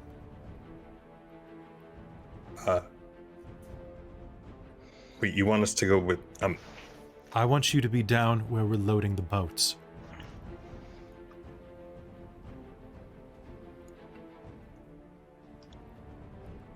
I the agree. mercenaries, the ironclads can do fine by themselves. I mean, with Becklin's help, of course. And this army has shown to use fear tactics and cowardly methods. Aye, they're big bullies, which is why I'm hoping that if we show some spine, they'll run off like normal bullies. So it does mean that they might try to stop or intervene during the evacuation. Well, they'll have to get through us first. Well, hopefully taking out those guards, we bought some time. Aye, you probably did, lad. Good show. What? Once we're away with everyone, what about the rest of you? There's no point holding it if you can get away. I know you feel like you might have to make it. If you've got any leftover boats, maybe leave them there. Should we maybe... Of course. Should we maybe also think about, I don't like to say this, but ways to raise the city, or the village, on the way out? Not leave them any shelter behind. Might slow them down if they sent people after us. Look, that's a last option. I wouldn't do it if I were you. Not unless you have to. I agree. It's going to be hard enough with the people watching the village behind them. If they watch it burning behind them, I fear that may be a moral a blow to their morale that they may not recover from. Agreed. Okay. I need to leave as many boats as we can. Things. Maybe dismantle some of the docks too, so that you can float to the other side of the shore easily. That would better than nothing. A bit away. Aye. Good. We've got battle plans. I'm gonna get out there and prepare my troops. Best of luck. Enjoy floating away. I need to check something, but I might need to talk to you. We'll talk quick. What you need to check? We expect to see you.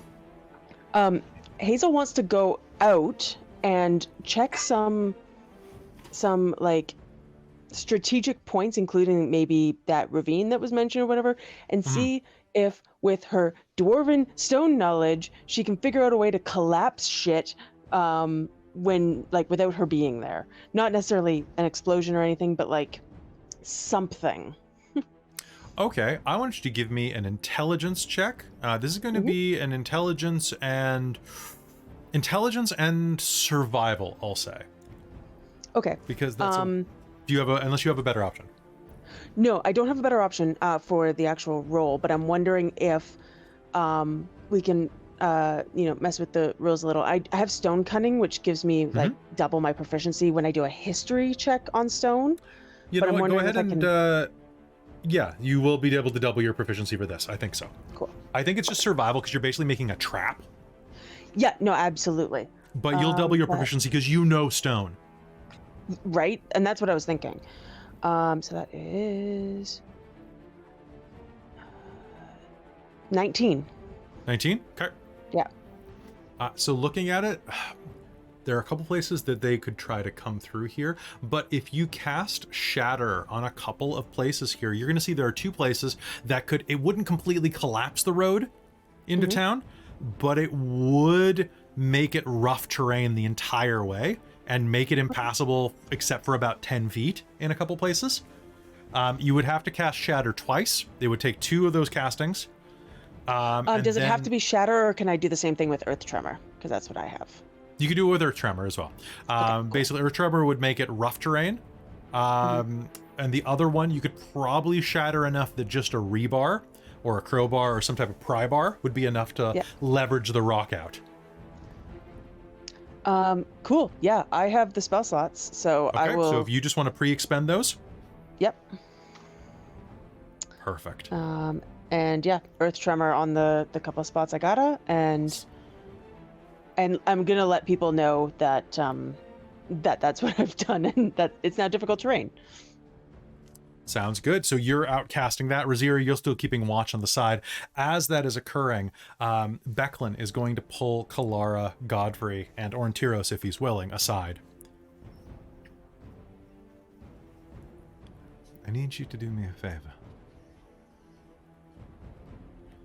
I'm going to ride out with Cudgel in a moment. When I'm gone, I need you to go up to my bedroom. There's a large box under my bed. Please, fetch the box and give it to Darrett once he escapes town.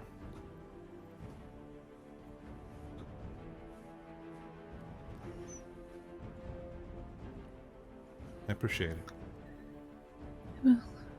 Kelara is at that point going to impulsively hug Beckland. Oh, hi there. Sweet girl.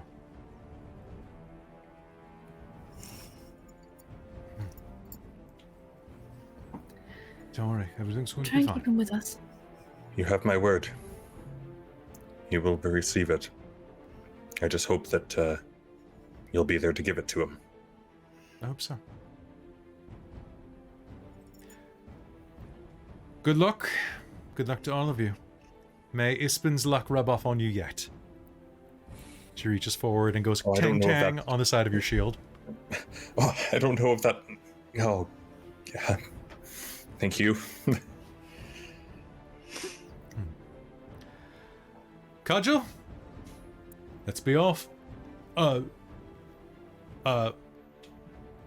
Dame, shall I go with you? I would actually prefer it if you stayed here. I'm going to put you in the company and under the command of Sir Levner. They need more strong knights here.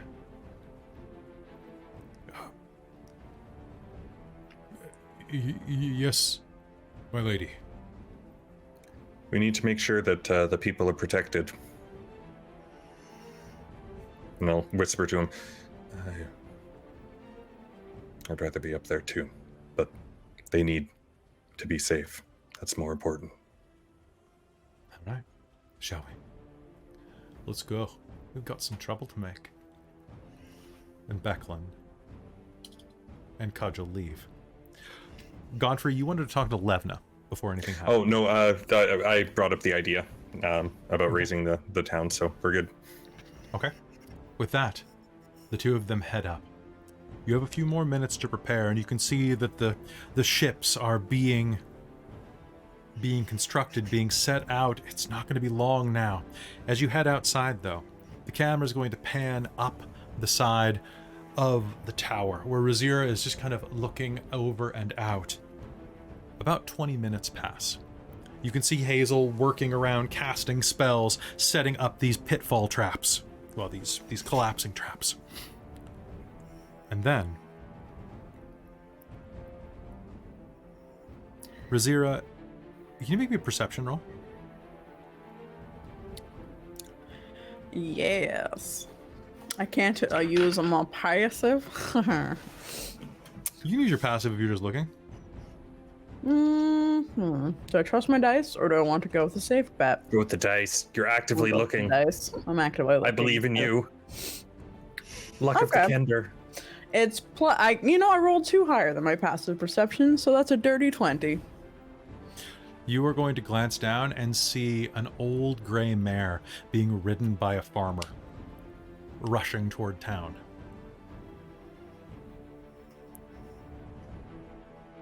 Galloping at full speed for this old mare. And with the tips of your Kender ears, you'll be able to hear, "They're coming!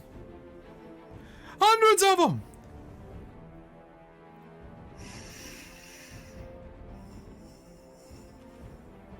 It seems. I think of that. Rizira's gonna I figure at some point we probably would have done a signal that Rizira would have given off, and very similar to lighting the beacons. Okay. So I think Rizira will light a torch on the tower to let people know that they're in sight. Mm-hmm.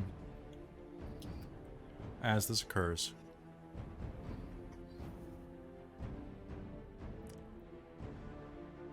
you all gather your things. Do you go up into Sir Beckland's or Dame Beckland's bedroom?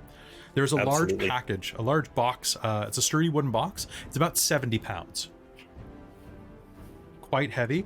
And on top of it, you will see that there is a wax-sealed letter addressed to Godfrey. To me. Mm-hmm. And Kelara, and Hazeal, and Aurontiros, and Rizira.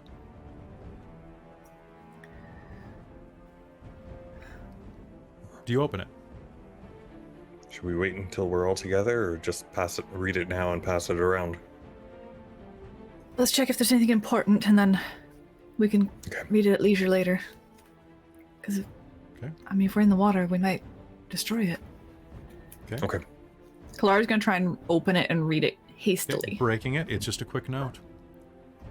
Thank you for all that you've done. Ispen was right to call you friends. I'm glad I've had the chance to do the same. No. And that is when you will hear the sound of a shouting man outside. They're coming!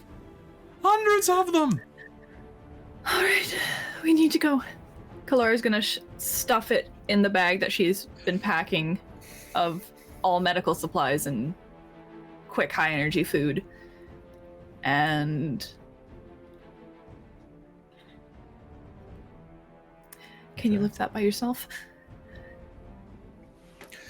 Yeah, I got it. And he'll try and make a show as if it's nothing. Obviously straining a bit, but We need to go. Yeah, let's get this down to the dock quick. Okay. You begin making your way. I think through all that, like, Kelara is just trying to push through, but she is crying and is making marks and all, like, the dried blood on her because she hasn't had time to wash or anything from her 12 hours in the medical tents. So, as you make your way out, you notice a second rider on the horizon. This one, dressed in the clothing and armor of one of the Ironclad Regiment. Pounding hooves sound from the direction of the river gate as a mercenary of the Ironclad Regiment rides toward the village circle. As she nears the gate, she yells, "They're coming! Evacuate now! The dragon arm!" Her message is cut short as a squat, hooded figure launches from the nearby cliff tops and slams into her back, sending her to the ground as it knocks the horse and rider tumbling. "They are already here," the creature snarls. And I think that's where we're going to call break. So folks, we're going to be back in just a minute. Don't go anywhere.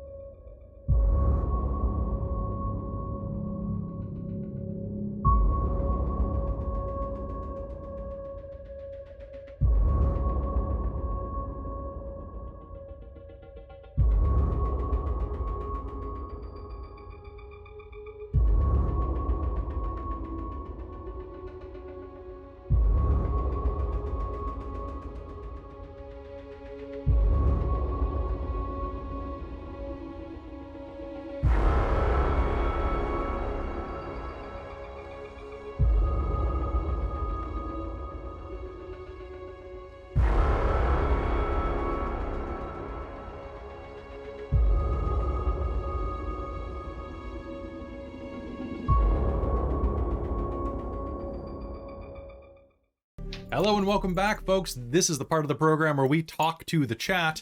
Welcome back. So, quick reminder before we get into chat, we're going to talk for 5 minutes, then we're going to hop back into game.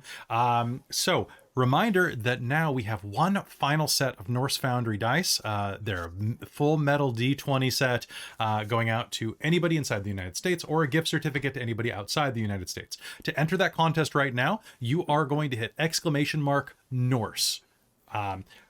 The only thing that I would really suggest is that if you do this, please don't do it if you've already won, just because I would love to spread the love around. I mean, we can't stop you from doing it, but, you know, let's play fair. Let's play nice. So we're going to do that in 5 minutes. So get that in right now. You have 5 minutes on the clock from now until 9:13 p.m. Pacific. And great odds right now because there's only about 20 people in the giveaway so far. And you have to be here when it's drawn. So, folks, I hope you're having a great time tonight. Are you all players? Are you having a good time? Yes. Okay. Robin has said that she's going to be a little quiet because her throat's really getting to her. Robin, thanks for being a trooper. I know you're sick, and I know you wanted to be here for this, so thank you so much. You're awesome. We made her laugh too much that she was coughing all the time. Did you take any Tylenol or ibuprofen or anything? I've taken the Buckleys. I've had the daily recommendation in the past 2 hours of Ricolas. Oh, those things are just for chumps. Take all of them.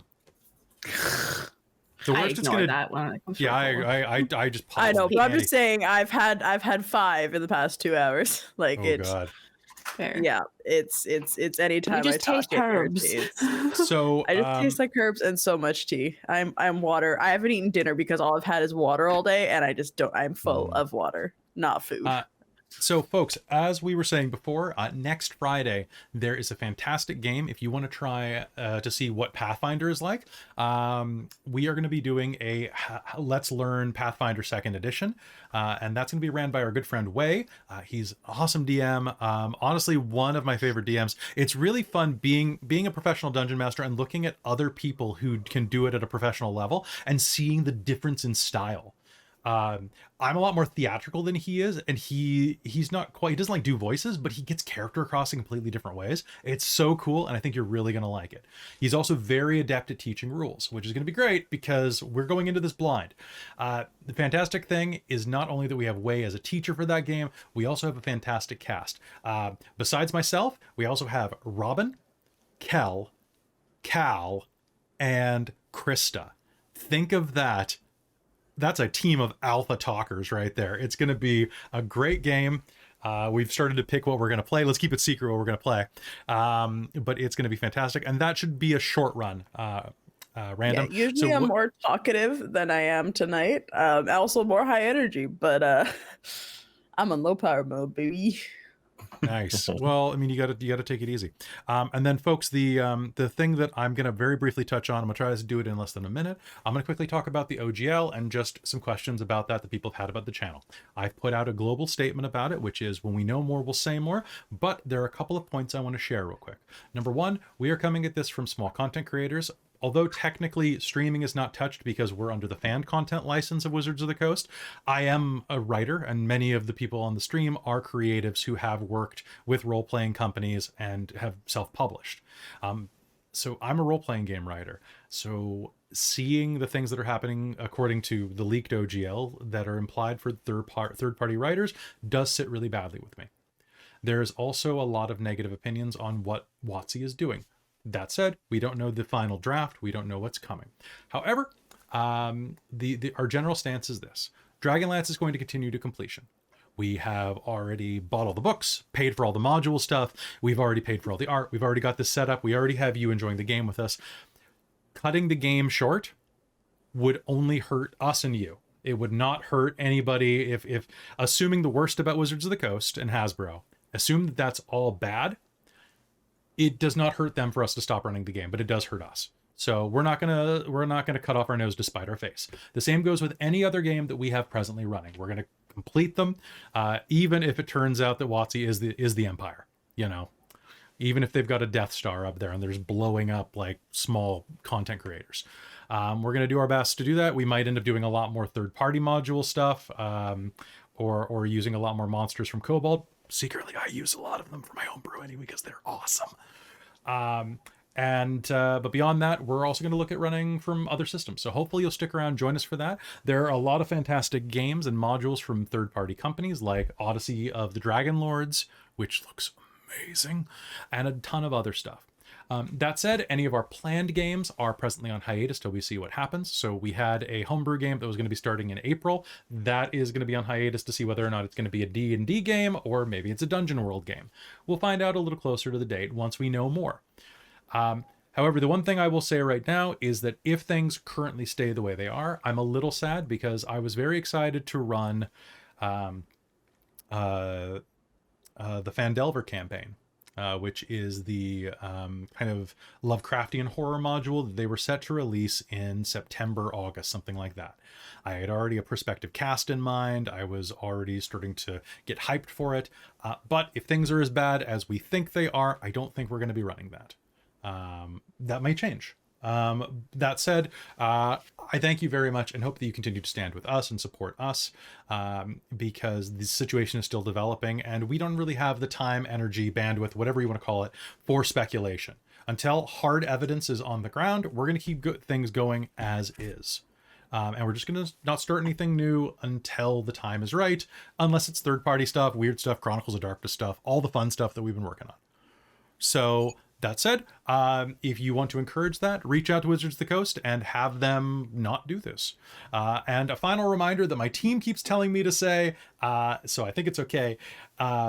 If you've canceled your D&D Beyond subscription, the Dork Tales Patreon is only $5, and you've got some disposable income now. Consider joining the Patreon, where you can get access to at least an additional, 4 or 5 games a month at this point.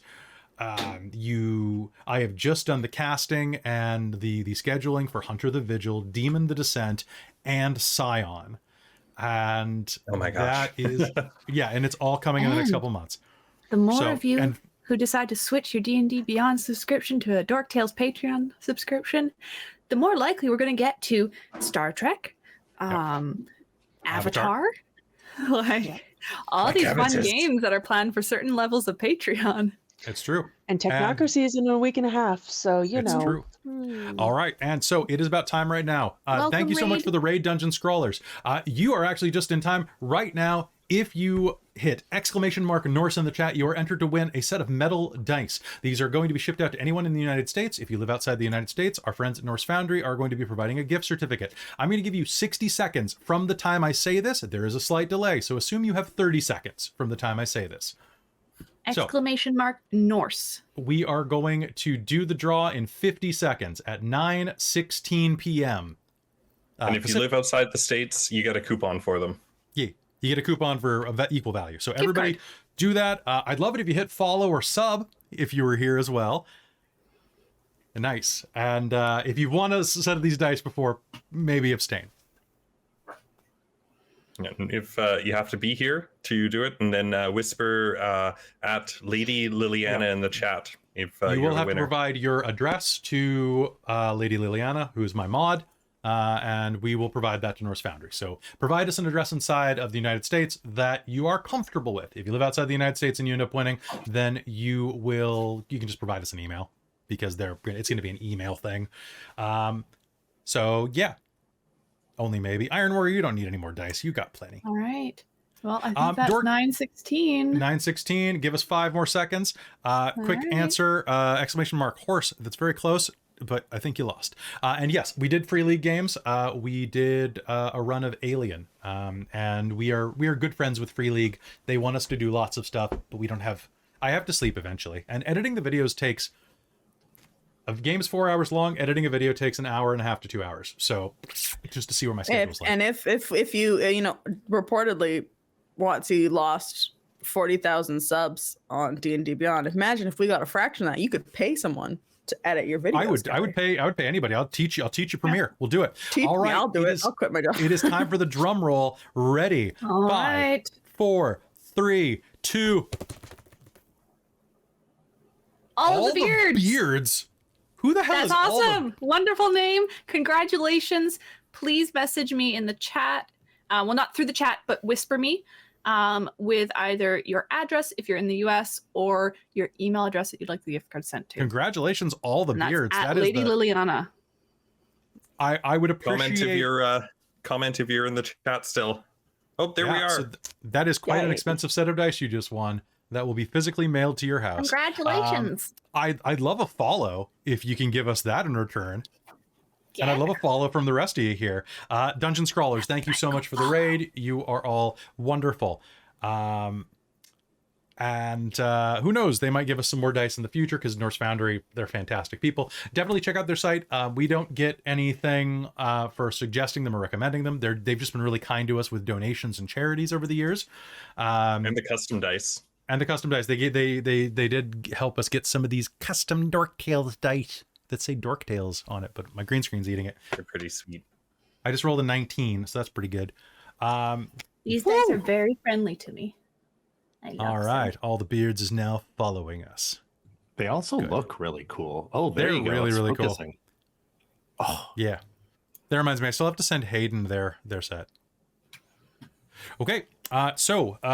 Folks, we should probably head back into game, because we've got a lot to do still before the end of this.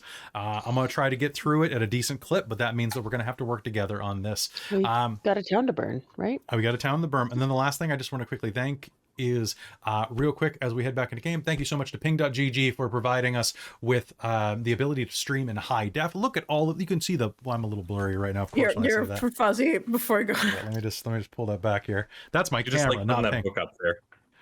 So thank you so much to ping.gg for supporting us. Bryn, your company's amazing, and thank you for letting us broadcast in high def through you. If you want to broadcast in high def for your stream, go to ping.gg. They have reasonable plans, and they're good people. They're a small startup of well, I guess one of them's an American, but they're a partially Canadian startup, so if you want to help a Canuck out, it's pretty good to do. All right, folks, I think it's time to burn a town. What do you say? I thought we decided against that. Yeah, I was gonna say we're not supposed to be doing that. I think it's Maybe going to it won't be happen up whether top. we start it or not.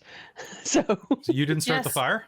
And I see all of the beards has managed to get a hold of me via whisper. So yes, your mailing address, if you're in the side of the States, or if you're outside the United States, send us an email address where we can send you the gift card. I We will pass this on check to Norse whisper Foundry. after this. Yeah, we're passing it all on to Norse Foundry, who will be doing the actual mailing, etc. Oh, cool. And as we head back in, call to action. All of you, hit the follow button. We want to see you following and watching the rest of this campaign. In the meantime, I will check for your response after the game, so I can focus on role playing. I think that's pretty great. All right. So without further ado, folks, let's head back into Dragonlance, Shadow of the Dragon Queen. 3, 2. Hello and welcome back to Dragonlance, Shadow of the Dragon Queen, here on Dork Tales. When last we were in game, you heard a rider coming from the Ironclad Company charging down the street. It was there that you saw as they were riding into town, shouting out, "They're coming! Evacuate now!" the rider said, riding as hard as she could atop her mount. A shape blurred out of the woods next to her, a squat hooded figure launching themselves from the nearby cliffs, slamming into the rider's back, sending the horse and rider tumbling. The scout hits the ground hard, rolling, and doesn't immediately come to her feet. I'm assuming that Riz is still on top of the tower? Probably. I think. Well, she would have lit the torch and started. I don't know if she saw that. She would have seen the scout because the second she saw the one person, she lit the torch and ran. Okay, so I'll say that it was when you saw the farmer come down. I'll move you to the bottom. Let's go ahead and switch over to our maps for this. All right, so looking at the map here, you can see just on the outside of the gate, about 40 feet away from you, the rider is tackled to the ground by one of these hooded creatures. I would like an initiative roll from everyone if you're choosing to get involved. Heck yes. Okay, give me an initiative roll. So it is just the 5 of you right now, the scout, and... Okay. The creature leers over. "The lady's army is already here," it snarls. And please give me initiative in our private chat. Oh god, that's pretty good. I have a 18, which means that Rizira is going to go first, followed by Kelara, followed by a simultaneous outing of me and Aurontiros, followed by Hazeal, followed by Godfrey at the very bottom. All right, top of the initiative, Rizira, you are going to see this horse tumble to the ground as this creature slams into the scout, riding her to the ground, scraping her face along the side of the road and gravel. What do you do? How far away are they? About right now from 35 feet from you. Okay. 35, you say? I'm gonna say yeah, so you'd have to use your dash. Yeah. Oh, pardon me. According to the map, you are 60 feet away. Pardon me, you Okay, are so 50, yeah. 50 feet away from the edge of your token. Okay.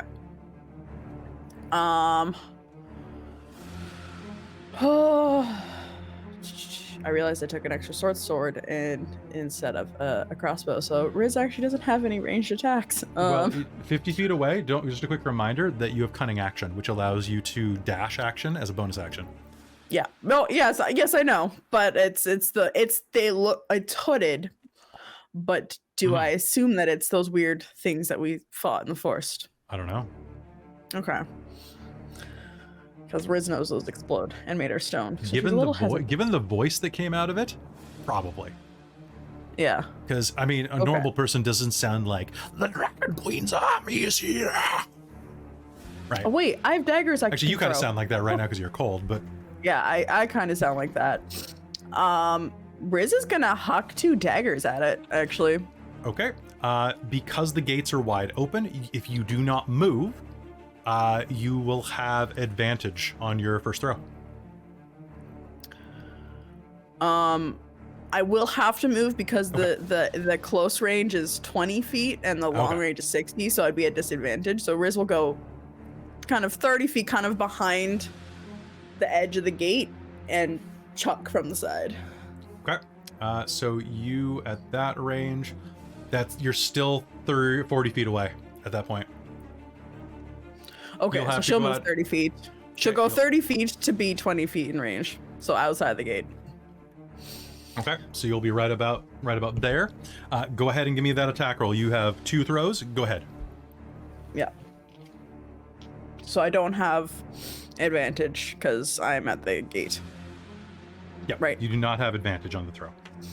Yeah, I would have been rolling flat if it was the other way, so there's no benefit. Well, I'm glad my purple dice, which is my primary dice, is working nicer than the fucking 3. A 9, I'm assuming, doesn't hit. 9 does not hit if that is your total. So that's the bonus action one that didn't hit. So, but I'm guessing a 24 hits. A 24 absolutely hits. Cool. Oh, thank you so much for all the subs. Do 6 points of piercing damage. 6 points of piercing damage. One of your daggers flies over and is going to deflect off the side of scaly underflesh that is beneath that. The creature is going to go and turn toward you just in time to take a dagger in its exposed chest.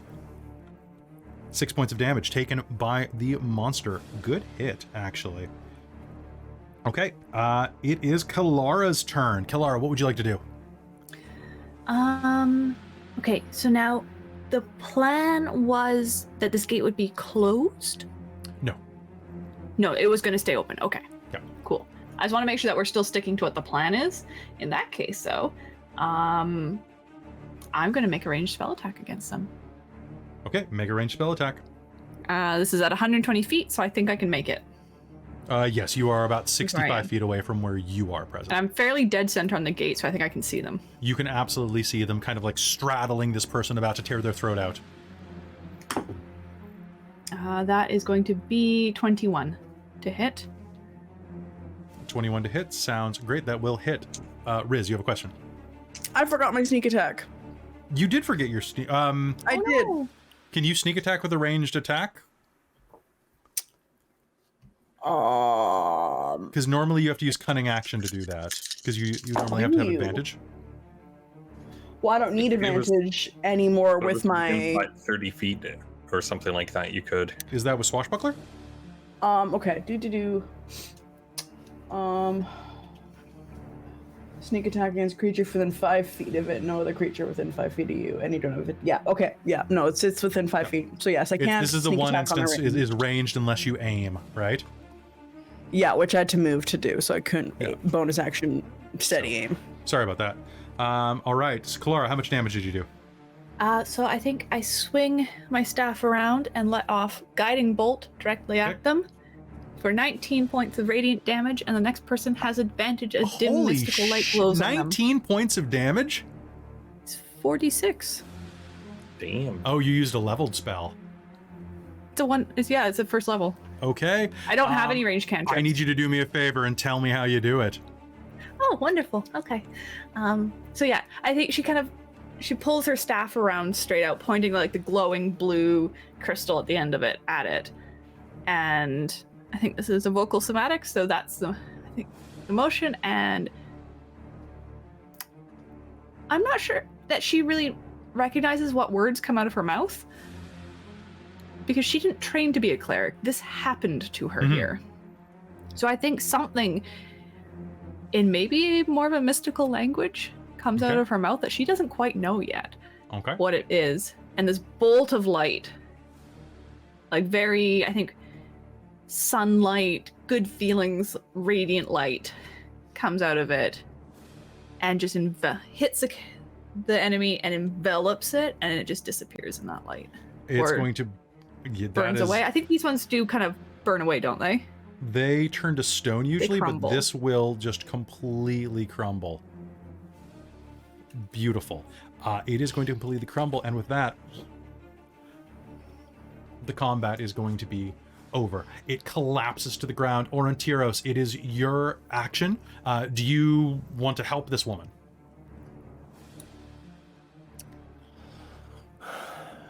Yes. It seems like this was just kind of a scout. So, going to use my elven grace and aid the woman. Okay. Back to her feet.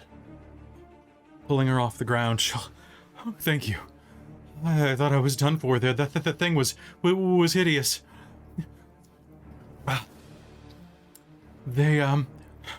The dragon army, it's split into two prongs.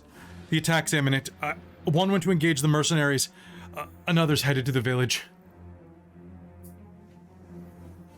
Thank you. All right. We need to get them evacuating now. Yep. Can you warn the other command site? I believe Kutch will set up another one. I'm from the other one. Okay. Oh, good luck. Let's move. Be safe. And Kalara's just going to turn and bolt. Yeah. All right. With that, do you rush toward the docks? Yeah. All right, then let us move toward the docks. Also, quick rules check. I'd later the regular sneak attack. I could have done it because an enemy of that person was in 5 feet. I can do a sneak attack on a ranged throw. So just a rules thing. I looked it up. My bad. My bad. That's all right. Good call on that. I wasn't wanted sure to if she look, really counted because she was immobilized. Oh, she was incapacitated. Okay. She was basically pinned and had no ability to attack, so that is why I made that judgment. Okay, fair. Okay. All right, but good to know for the future with this, though. Sorry about that. You make it down to the water. As you do, you can see the villagers remain eerily quiet as they begin lowering themselves into the boats. Panic washes over the crowd as cloaked figures emerge from the edge of the cliff above Vogler. The figures linger for a moment, then step off the edge. Wings sweep from beneath their coats, slowing their descent into the village. As you are rushing there, I would like... Let's find out what's I was going to keep an eye out for Darrett. Okay. Darrett is down by the water, ushering people. Come on, my friends, we must depart. Also, if the daggers weren't destroyed by one missed, so it was flying off. But if one dagger, Riz will retrieve said daggers that she threw if they're both intact. They are both intact because the creature dissolved entirely. Yeah, I just didn't know if Kalara's guiding bolt would have destroyed one. No, the dagger was intact. Hazeal, as you are all rushing through the city, you're rushing into the city, what is your passive perception? 11. Perfect. You are going to, at the very last second, see a sudden blur of motion above you. A shadow rips out down into you. And what is your armor class? Can I use a shield reaction? You cannot. This is surprising you. Okay. Then 12. 12, okay. So that is one hit, and that is a nat 20 on the second one. a creature sails down, pouncing you into the ground. You are going to take, on the first attack, that is going to be 5 points of piercing damage, plus 2 points, plus, oh my god, 5, 7, however, you are a dwarf, so the poison damage becomes 3, so you are going to take a total of 8 damage from the first one. Now that you are aware of it, you may cast Shield against the second attack if you'd like, but I wouldn't recommend it. Yeah, no, it's fine. Because it was a nat 20, so... Yeah. Yep. And the second attack is going to be, honestly, not as bad as it could be. That is going to be 3... Oh my god, I'm rolling horribly. 3, 5... Okay, Yay. 4 points of poison damage after it's halved. And then you're going to take 9 points of piercing damage as this creature with kind of a reddish rusty skin reaches down, flies down from the sky, and is going to stab you. And I need you to make me a Constitution save with advantage. Cool.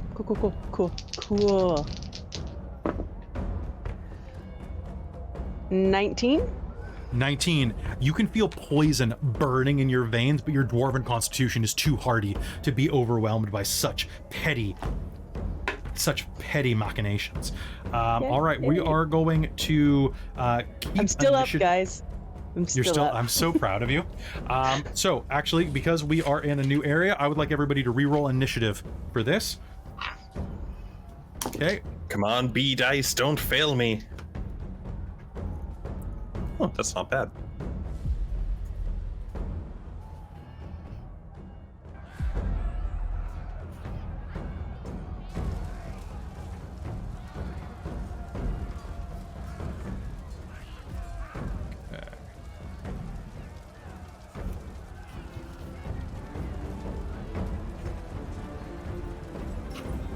All right. Ooh. Okay. So I have Kelara, followed by the Capac Draconian, followed by Hazeal.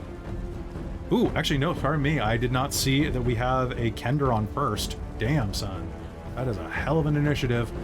Followed by Godfrey, followed by Aurontiros. Kender on first, Cleric on second, Dwarf on third. And Levna at the bottom if she manages to meet up with you. All right, there is going to be a surge of motion. The creature is going to slash into you, and we are going to pop top of the initiative as you are running through town. Rizira, it is your turn. This creature leers down at your friend, readying a blade at her throat. What do you do?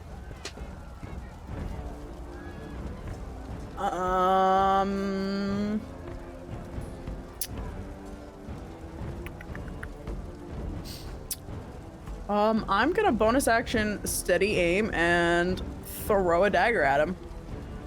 Okay, go ahead. So you'll have advantage on this attack roll. Mm-hmm. Do it. And you have determination again. Oh, nice. Thank you, chat.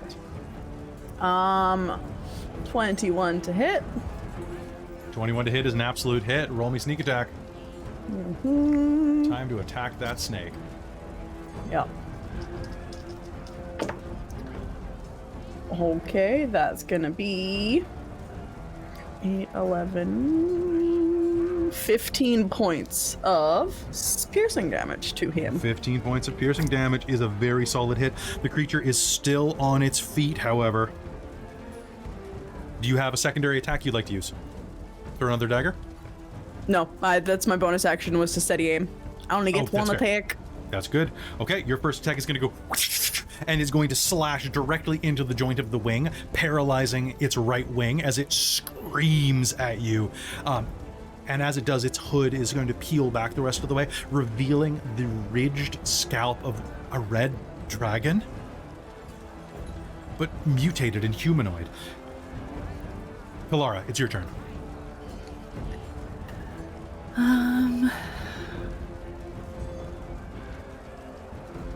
All right, I am gonna take a shot at it with my crossbow.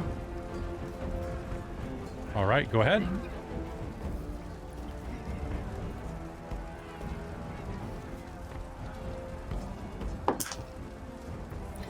16 to hit. 16 to hit is going to hit. Roll me damage. Awesome. 6 damage. 6 damage. Your crossbow is going to thunk into the side of it. Do you have anything you'd like to do with your bonus action? Okay, is it by itself then? It is by itself right now. People are rushing through the square. These things are descending on people all over town, but this one's right in front of you. Okay. Can I have changed this up to have done the help action and this was my bonus action weapon attack? If you want to use that slot, yes. Okay. You have a limited number of those, right? No, I don't. Oh, wow. That's a great ability. I'm pretty sure it's just when you take the help action to aid an ally's attack, you can make one weapon attack as a bonus action. It is at least... wisdom mod. So I think I've used it twice so far. This was your second time, yes. No, I used it twice in the first fight, so this would be my third Okay. time. Then there you go. Okay. Trying to think what I could have done in the area to have aided the next person's attack. You can scream at it. Sure. That works. Okay. It is its turn. Hazeal, you are beneath it right now. I'm just gonna call it ugly. You're next. Hazeal, it has initiative on you. Cool. Shield? Okay. Tell me your current AC. 17. Okay, 17. The first one is going to miss. The second one is going to hit. God damn it. Unless you are the one that's going to die. Yes. Going to use reaction Silvery to barbs. cast silvery barbs. Okay, here we go. Yes. I rolled the same thing. It's still gonna hit, but who gets advantage from that, Aurontiros? You're gonna steal this creature's luck? Looks like Hazel's going next. Theoretically. Probably not. Let's give it to the knight. I think I owe him one. All right, sounds good. Hazeal, you are going to throw your shield up, confident in your magic. The first blade is going to deflect off of your shield, but the second is going to slam into your blade or into your shield so hard the magic is going to shatter. The blade is going to plunge into the side of your throat, right at the collarbone, dealing that is going to be 5 points of piercing damage and 4 points of poison damage. I believe you're out. I'm out after the first part of that. Okay. All right, so Hazeal is unconscious. It's going to snarl and laugh, and is going to... I'm going to spend a hurt them more, and it is going to hurl a dagger at Kelara. Kelara, what is your armor class? 15. Okay. It's going to fling at you, and you are going to duck out of the way. It's going to slam into the wall behind you of the nearest building. The next one will be in your gullet, bitch. It's going to snarl at you. And Hazeal, as you are lying on the ground, your life flashing before your eyes, I would like you to tell me what is anchoring you to this plane of existence. I think right now the memory that's coming to her is the conversation she had with Riz after they both kind of left in anger when no one was evacuating, and they were kind of both just being dismissed, and just that sense of camaraderie that she hadn't really felt back in Thorbarden. Like she loved her family, all of that stuff, but she has found people she really belongs with. All right, I'm gonna let you pick the Dorktails dice, the fire dice, or the blood dice. Fire dice. Yeah. Okay. Now, Jen, did you want me to PM you your passes or fails, or just ride it out? Nope, we'll just write it out. I like the trauma. All right, sounds good. You are going to hold on to that memory. Godfrey, one of your friends goes down with a dagger in the side of her throat, and then the same dagger is hurled at Kelara's face, almost slashing it. It's your turn. What do you do? You're about 15 feet away. And just a reminder that the first action, like attack action, has help. I've got so much advantage. So much. Yeah, I'm gonna drop the chest and be like, nah, and get in the way. Like, draw the sword, get in the way, and between them, and just try and stab at it with advantage on my B dice. Whoop that. Okay, that will be a 16. 16 is going to hit. Roll me damage. Yeah. 13. 13 damage. Rushing forward, it's going to pull a dagger out of a scabbard at its side, and is going to raise it to you, but you are going to deflect and cut that arm off with your swing.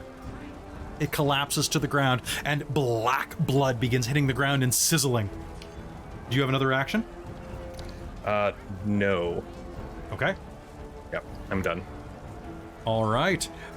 You slash its arm off to the ground. Aurontiros, it is your turn.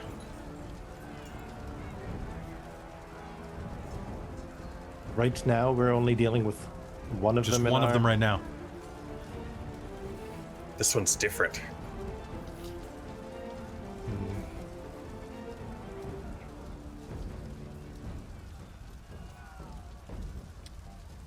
Going to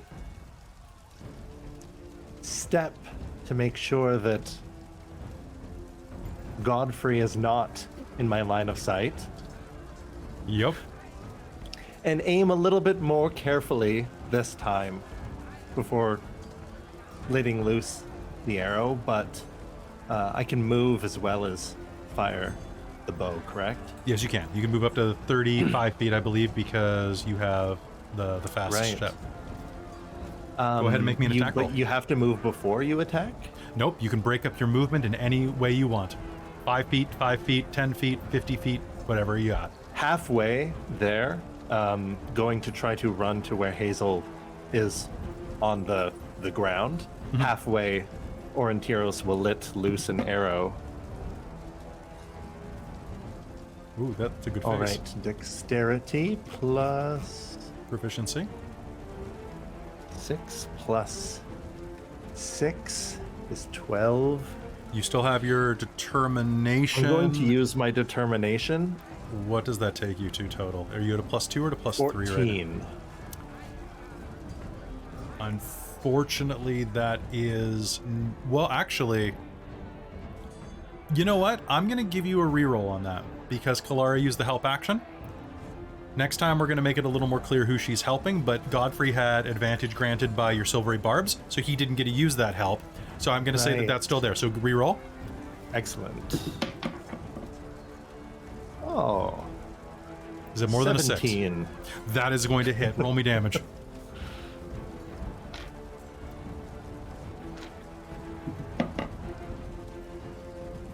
Nine. 9?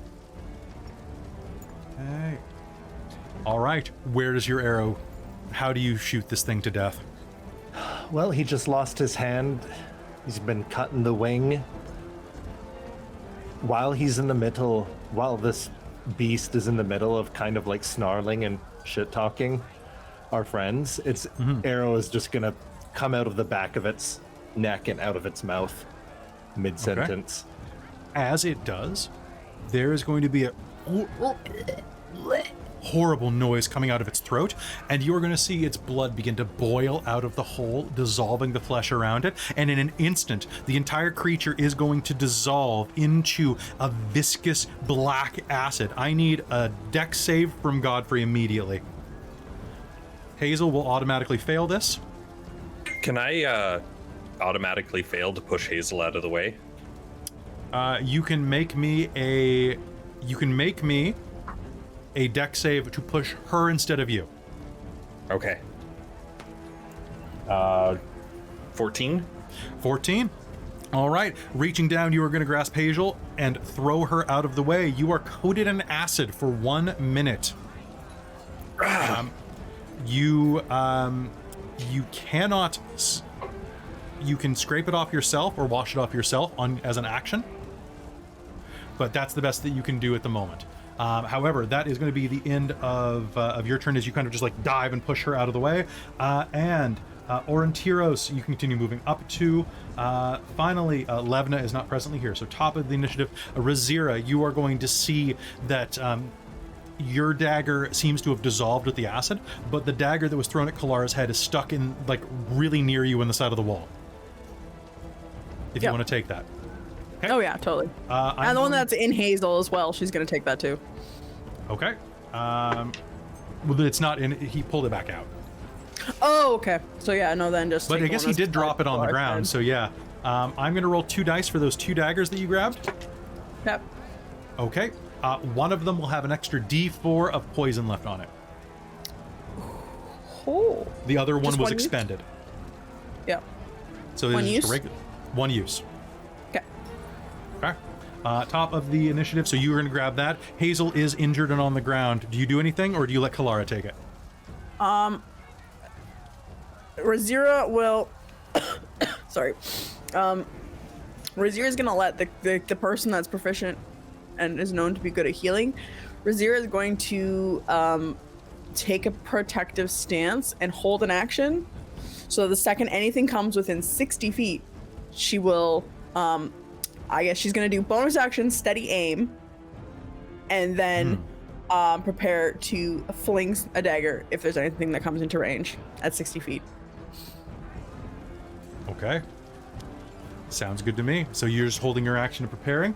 That sounds Yep. fantastic. I need you to make me, of all things, a history check. History check. And she's gonna prepare to throw the poison dagger, obviously. Okay. But I just want to state it. Sounds good to me. History. You've been nice to me today. The 13. 13. Okay. Let's double check that. Would you like to use your determination? Yes. Okay. All right. I will come back to you in just a second. Kelara, Hazeal is lying on the ground, bleeding profusely from a poisoned wound. Spare the dying. Spare the dying. All right. You're going to be brought to 0 hit points. And now Hazeal is at 0, of course, so we need her active, and I don't want to spend spell slots, so channel divinity. Preserve life. I can use my channel divinity to heal the badly injured as an action. I present my holy symbol and invoke healing energy, and it can restore a number of hit points equal to 5 times my cleric level. Okay. So you want to just use them all on her? Yeah, it's only 15. So does this take an action? Yeah. It does take an action. So spare the dying is an action. Oh, is it a full action? Okay. But if you use this, you don't need to use spare the dying. That's true. I'll do that instead.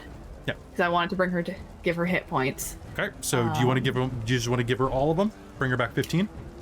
I think so. I don't think anybody else is super damaged at this point. Nope. Whereas, like, So also, if you have a bonus action for healing word, you could throw that on top of that as well. If you have healing word. yeah, but that's the first level, and that would That's true. kill the last of my ability to do anything. Fair. Then, I was gonna say 15 is more than half of my hit points. So Yeah. okay. So I'll do that for now. Okay. So Yeah, the Hazeal, feature your can eye- restore a creature to no more than half its hit point maximum, anyways. Oh, that's perfect. Anyway, so Hazeal, you're going to go, and your eyes are going to open wide as the power of the gods is going to flow into you. And I feel like Kelara glows a little bit when she does that, just a tiny bit. you do, and your hands glow, and as you are brought back to consciousness, a distant flash of light is the first thing that Hazeal is going to see. Rizira, you are locked onto this immediately, your blade drawn. Atop the cliffs north of town, 3 figures on motionless horses sit in the shadows of the trees. You make out a glint of light on plate armor before you can alert the rest of your companions. The two of you see the figures vanish. Just into smoke. I would like a history check from you, Hazeal, as well.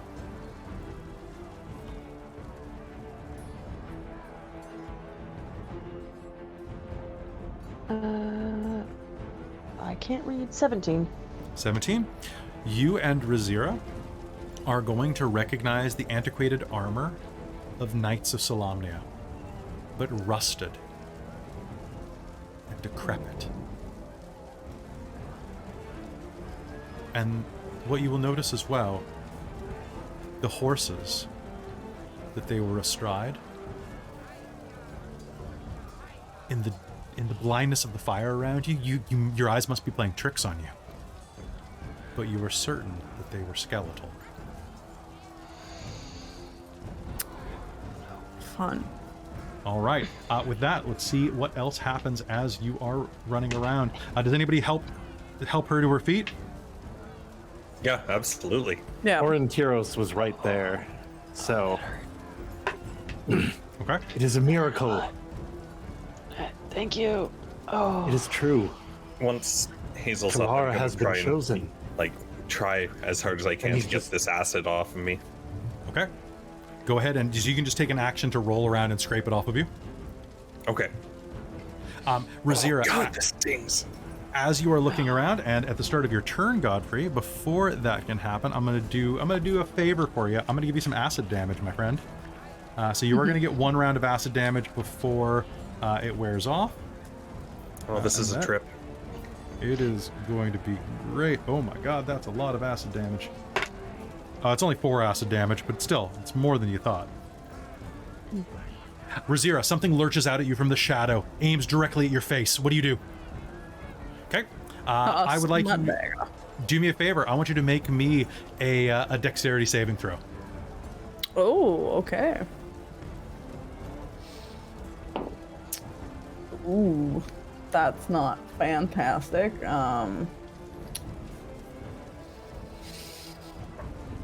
14. 14. The creature that lurches out of the shadow yowls at you and climbs up you, its claws digging into you. As you raise your blade to look at it, you are going to notice that it is a house cat running away from a burning building. It screams and crawls up your leg, mewling pitifully. A little bit of its tail is singed, but otherwise it seems unharmed. Rizal. Fully pull it out. She's gonna like start petting the cat. The cat is going to cling to you, claws into your shoulders, and is going to refuse to let go of you. I picked up a new friend. I'm gonna call you. What color is the cat, Kelly? Very important question. The color, it is it is either a tabby cat or it is one of those patchwork cats. What do you think? Ooh. Or it's a black cat. Ooh, black cat, because then I want to call him. I'm gonna call you Charcoal. Okay, so it's a gray cat then. It's kind of like a smoky gray cat. Yeah. Okay. Perfect. As you are doing that, you all rise to your feet and gather your things up. You are going to hear loud clanking sounds from the north. Something large and metal is moving toward you. As you try to look at it, though, there is going to be a flurry of motion nearby. And in the din of the evacuees moving toward the docks, you are going to see a family of 4 commoners. Actually, that lovely couple, the two ladies with their daughters, is going to get separated from the pack just in time as 4 of the dragon army soldiers are going to step in their way. Grab them! You're going to hear them yell. They are between you and them. There's about a 20-foot gap there. It is going to be, let's go top of the initiative then. Oh god, they rolled such bad initiative, guys. All right, Rizira, what do you do? They're about 20 feet away from you from where you are assembled. Okay. I think and they're kind of clumped together? They're just a battalion of 4 Dragon Army soldiers. With people grabbing them. They are going to head toward them, yes. So there's a burning building directly ahead of you to the right, and this family got rerouted as these soldiers ran into the field. One of them is carrying a torch and they're lighting houses as they go. Okay. So, Rizira's going to run up to the closest one to her. Okay. 20 feet. I'm going to use a bonus action taunt. Boy, did you... Oof, I didn't realize you were part gully dwarf. Oh, terrible. That's awful. And I need you to make a wisdom saving throw, please. I think he did it. That's going to be a 16. Kill the Kender next. It's fair.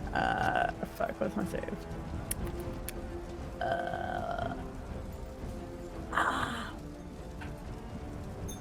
Plus int. Oh, yeah, that's definitely not, yeah, no, he passed.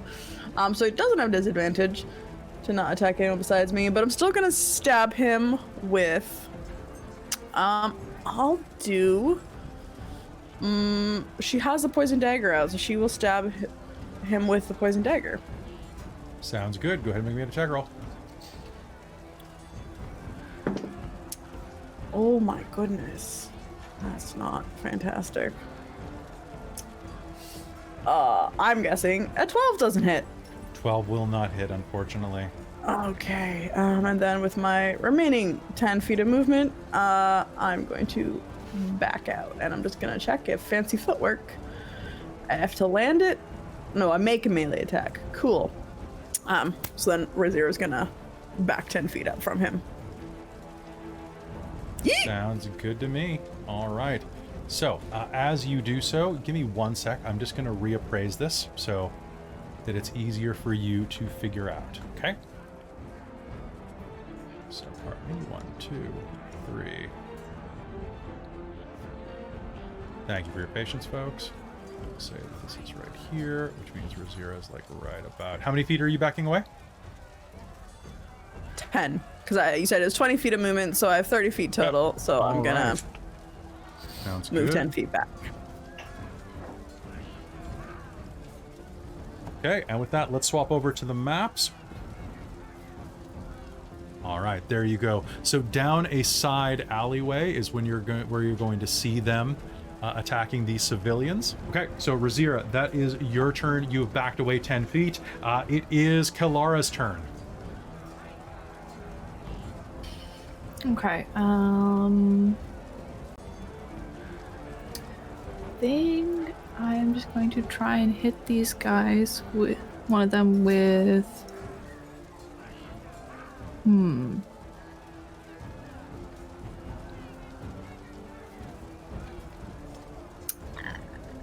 I would like to pick up a piece of debris and throw it at the leading one's knee to try and give I guess either maybe Aurontiros assistance. Give Aurontiros Get a shot at him. Sounds good to me. All right, are you going to use your bonus action to attack? Yes, I will try and get a crossbow attack off. If I manage to knock him down a little to hit the next one. Okay, go ahead. Yeah, I don't think that's gonna hit. That's 8. 8 is not going to hit, so you throw a rock and fire a bolt, but the soldier is going to raise his shield and bat it out of the way. Kill those. And they're going to raise their swords and point at you. All right, any movement that you would like to make? I think maybe duck back to the other side of Hazeal to see if there's a bit of cover. There is absolute cover from some of the burned buildings there. All right, Hazeal, it is your turn. Kelara ducks behind you, and there is a brief row of alleyway between you and the soldiers, about 30 feet around the corner. but hey, that's in the range of some of your bigger spells, I think. Oh, it's in the range of a lot of my spells.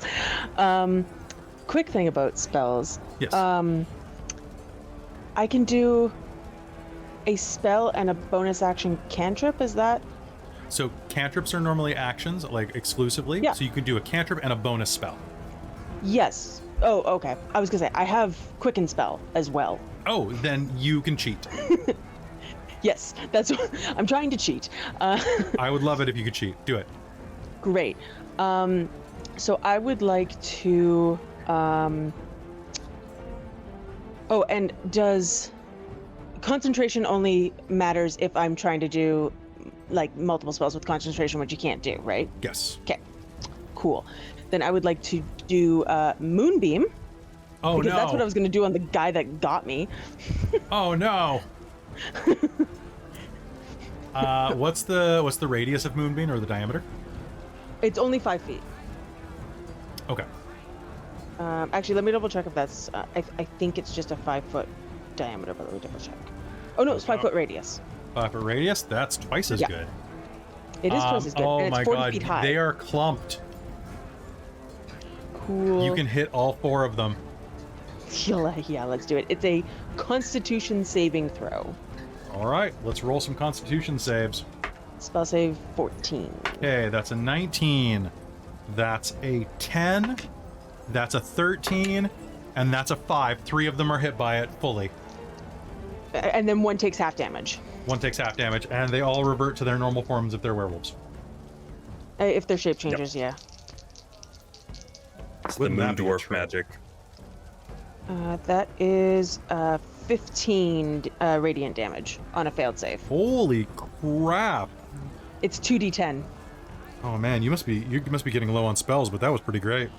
Nope, that's my free one. Holy crap! I love This it. is lunacy. Okay, so 15 turns into 7. Okay, moonlight is going to strike through the smoke-covered ceiling of the village and slam into them, burning their flesh horribly, might I add. And then I'll use 2 sorcery points for Quicken Spell and Firebolt the first one. Okay, go ahead. First one is the one that succeeded, so Oh, good. I'll say you take a 5-foot step around the corner so you can actually see them.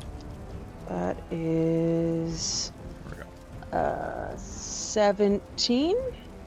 A 17 is absolutely going to hit. Awesome. That one is. Sorry, I gotta check. Keep gotta. It's Keep having 1d10. to check the. Pardon me? 1d10. That's what I thought it was. Okay. And at level 5, it's 2d10. That's another 8. Holy crap. Well, thanks. You just leveled their hit points together. That's beautiful. Godfrey, it is your turn now, my friend, as you see moonlight go and then flame rip out of your mage's hand, striking the first one as he groans in pain. Godfrey, what do you do? Oh, I'm never gonna get used to all of you and your magic. And Godfrey's gonna So good.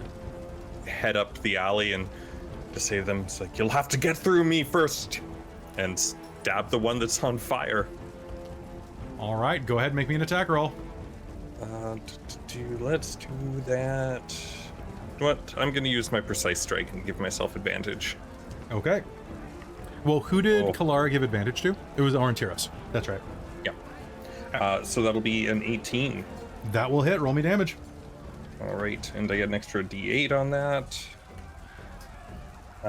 So 13. 13 damage. How do you do it?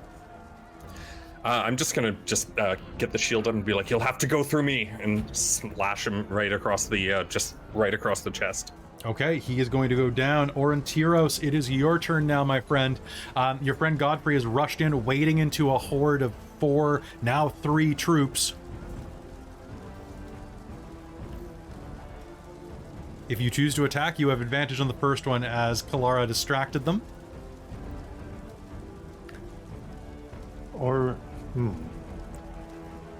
Aurontiros steps into the alleyway alongside Godfrey this time.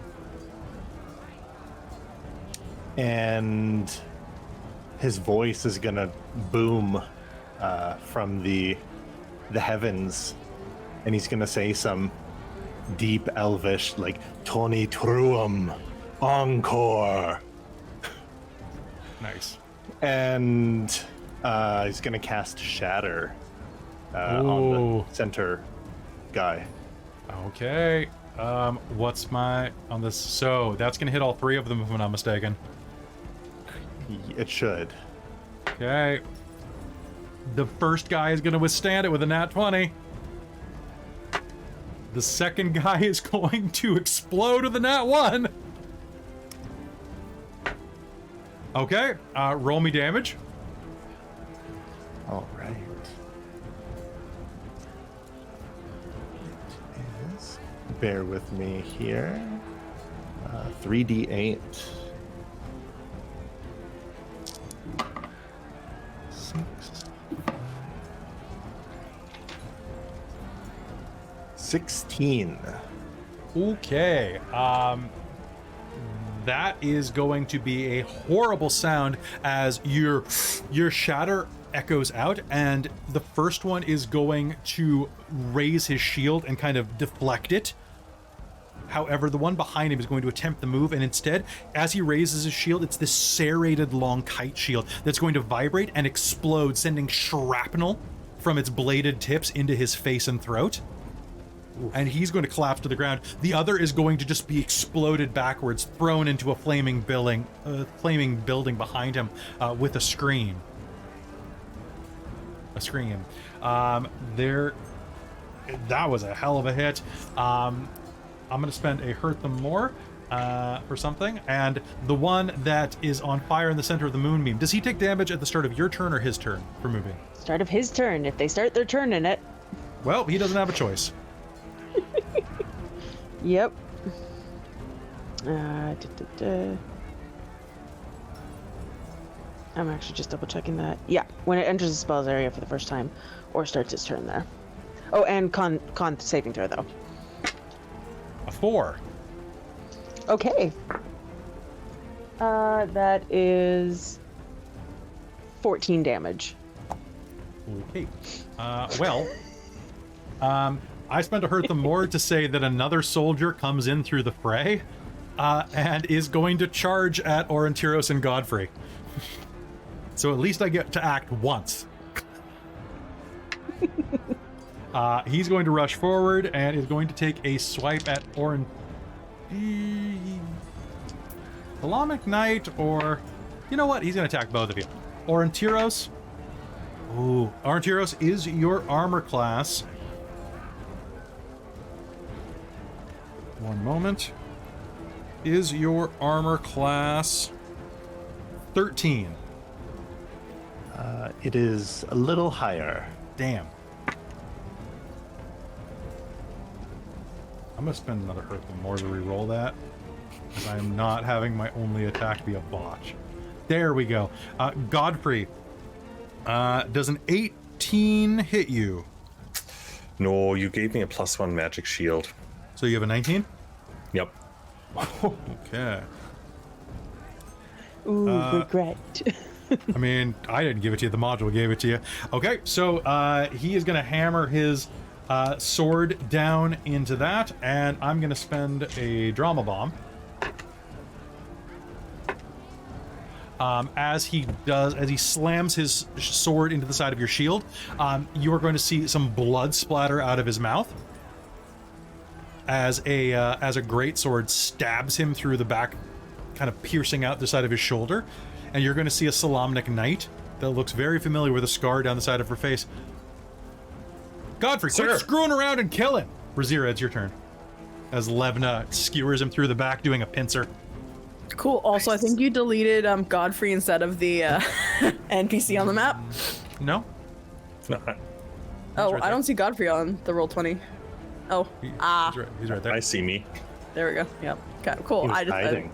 He was hiding behind a body. He's hiding behind the body. I haven't moved Levna into frame, though. There we go. Oh, yeah, she can be right there so that she's not in the moonbeam. Yep. A pincher. So she pinch. stabbed him through. Is he dead? No, he's just stabbed. Oh, okay. How far away are they? It's pretty crowded. I think Rizira's gonna just huck a dagger or two at him. Okay. So if you do careful aim, the first one will have advantage. No. I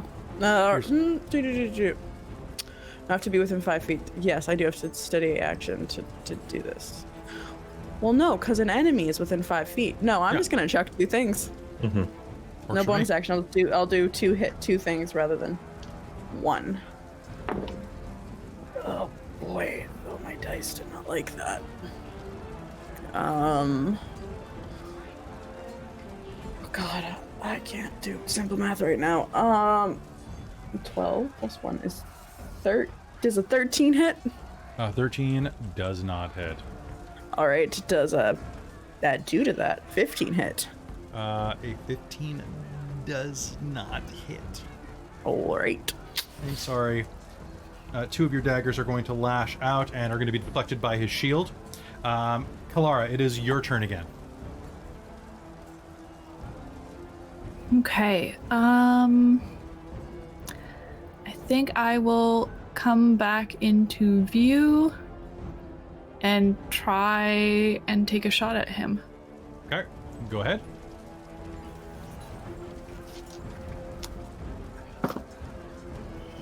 Uh, 15. 15. You have a determination. Would you like to use Okay. it? Sure. 17 Okay, then. that will be a hit. Okay. That is 6 damage. 6 damage. He is still up, badly wounded. Hazeal, it is your turn. Can you move Moonbeam? Or is it only... Oh, yes, I can. Oh, no. As an action, I can move it up to 60 feet.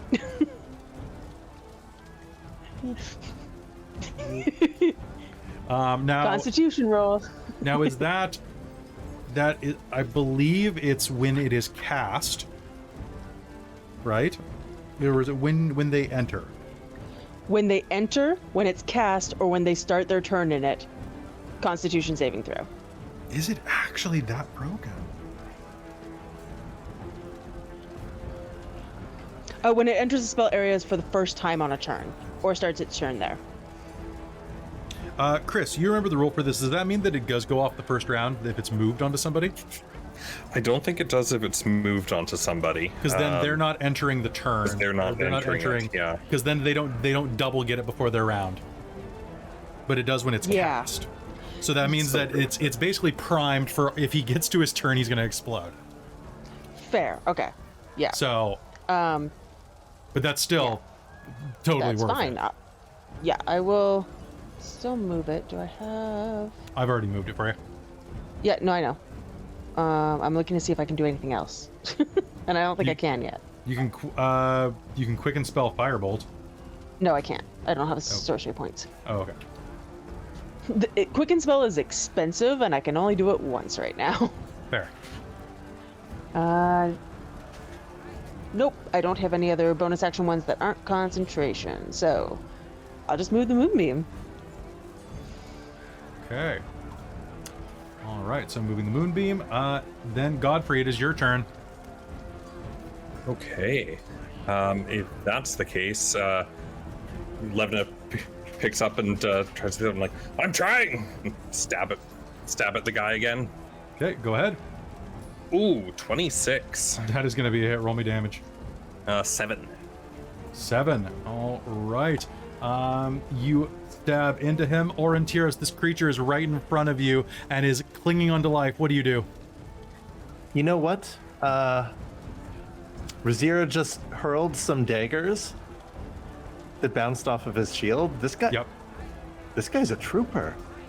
You want to But give him a quickly, knowing that they were as if they have fought together many times, ducking, hearing the Kender in the background, catching one of the daggers when it's repelled by the shield, only to be caught by Aurontiros and then buried in his ribcage. Okay, make me an attack roll.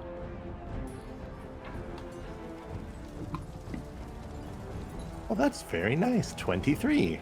Okay, you do so, swooping the dagger up, burying it in his rib cage, and he is going to stumble back, dead. You can roll damage if you'd like, but I know you killed him with your dex mod. It was. I was just warming it up for you, Aurontiros. He stumbles back, and the moonbeam is going to burn the flesh off of his bones. He deserved it. All right. He's going to hand. Horrible way. Gonna Just hand. to say, I am keeping the moonbeam active for its full minute or until we're away. All right, And sounds the good. dagger back to Rizira. Pick up the box again. Let's keep going. Yeah. Okay. Thanks. The family or the people that they're safe? You can absolutely escort them. Yep. Okay. So, you all make your way to the edge of the water, heading over, and you can move Moonbeam like with you the whole time, right? During all this, I remind Godfrey to pick up the box again. Oh, I thought I said that. Okay. Just to make sure. The box. What's Okay. in the box? What's in the box?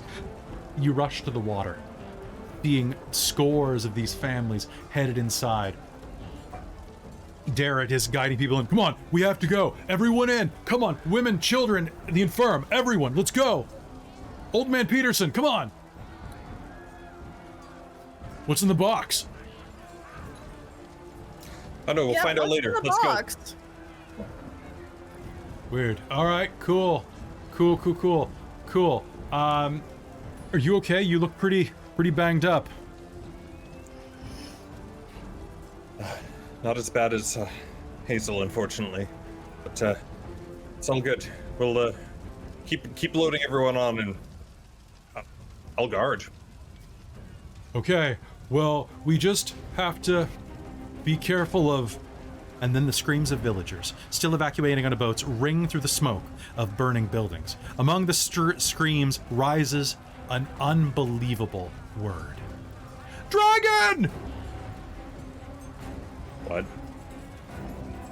Then it comes into view, pitching this way and that, its scales clanking like steel plates. A black beast draws near the wharf, flanked by reptilian invaders. Flames crackle from its gaping maw. Does it What do fly you do? through the moonbeam? What's that? Does it fly through the moonbeam? It does not. It is rolling up the street, kind of like crawling through the street above you.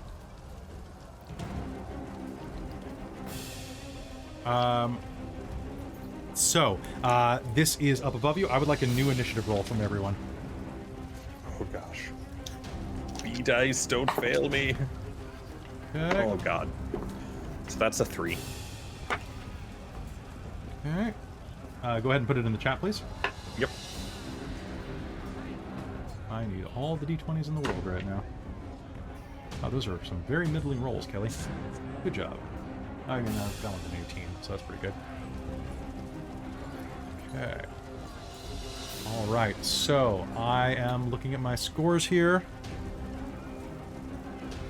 All right, the fray is in effect at this point. We have Hazeal with a 21, followed by Rizira, tied with one of the flanking Draconians, followed by, I have a 16, so BD2. Then I have Aurontiros. Then I have BD3 and Kelara tied. Then I have Godfrey at... Oh, actually, pardon me. Then I have BD4 and Godfrey at had the hope. bottom. What's that? I had hope. You said it was me, and I was like, wait, yes, I get to go before one of... No, I don't. You do not, unfortunately. All right, so the fray is in effect, and as we are looking at this, you can... Pardon me one sec. I don't know how that... I don't know.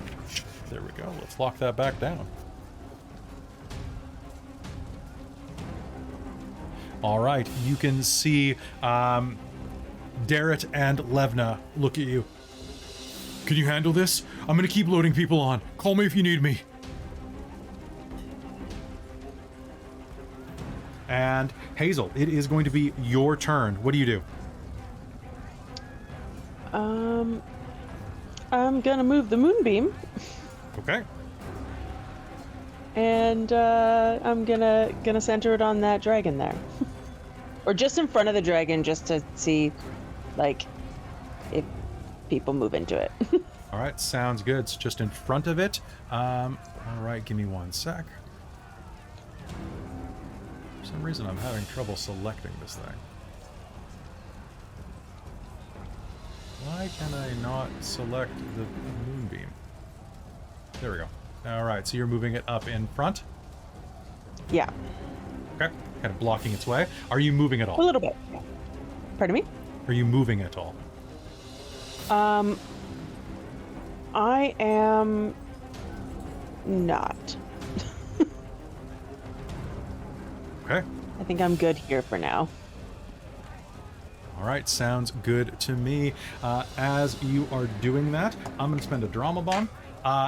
3 of the creatures that are around it, their hoods are back at this point. You can see they are the scaly monstrosities that you saw in the woods, are going to do something to this dragon. I'd like anybody who's looking at this dragon, you can make me a perception roll.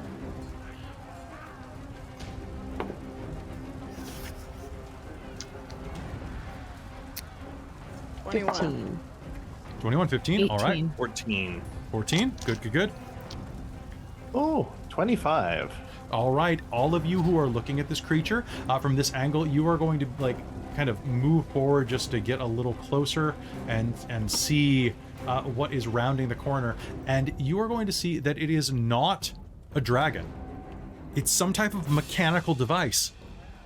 And this is confirmed when the Draconians do something to it, feeding something into its mouth.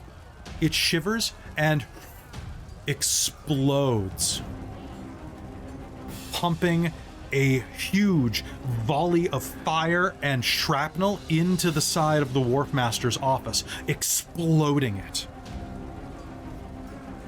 This thing is a cannon. Not that you know what that is. And that is going to be that. All right, you're starting there, you're starting there. Crew. Okay. The Wharfinger's office is on fire.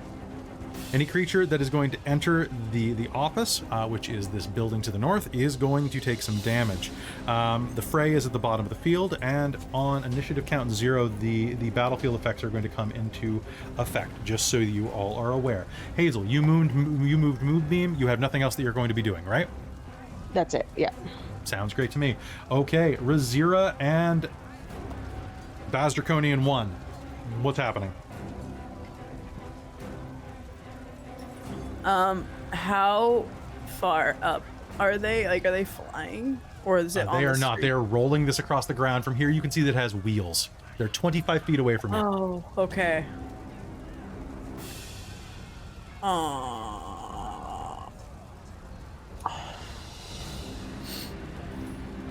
God, I don't even know.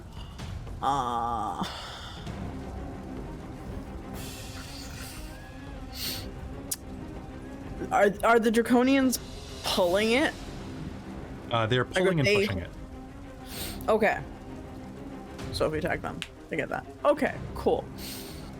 Rizira is this is silly.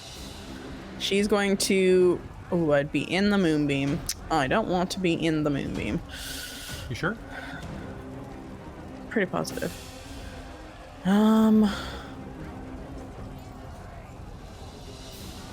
Fuck, I don't know.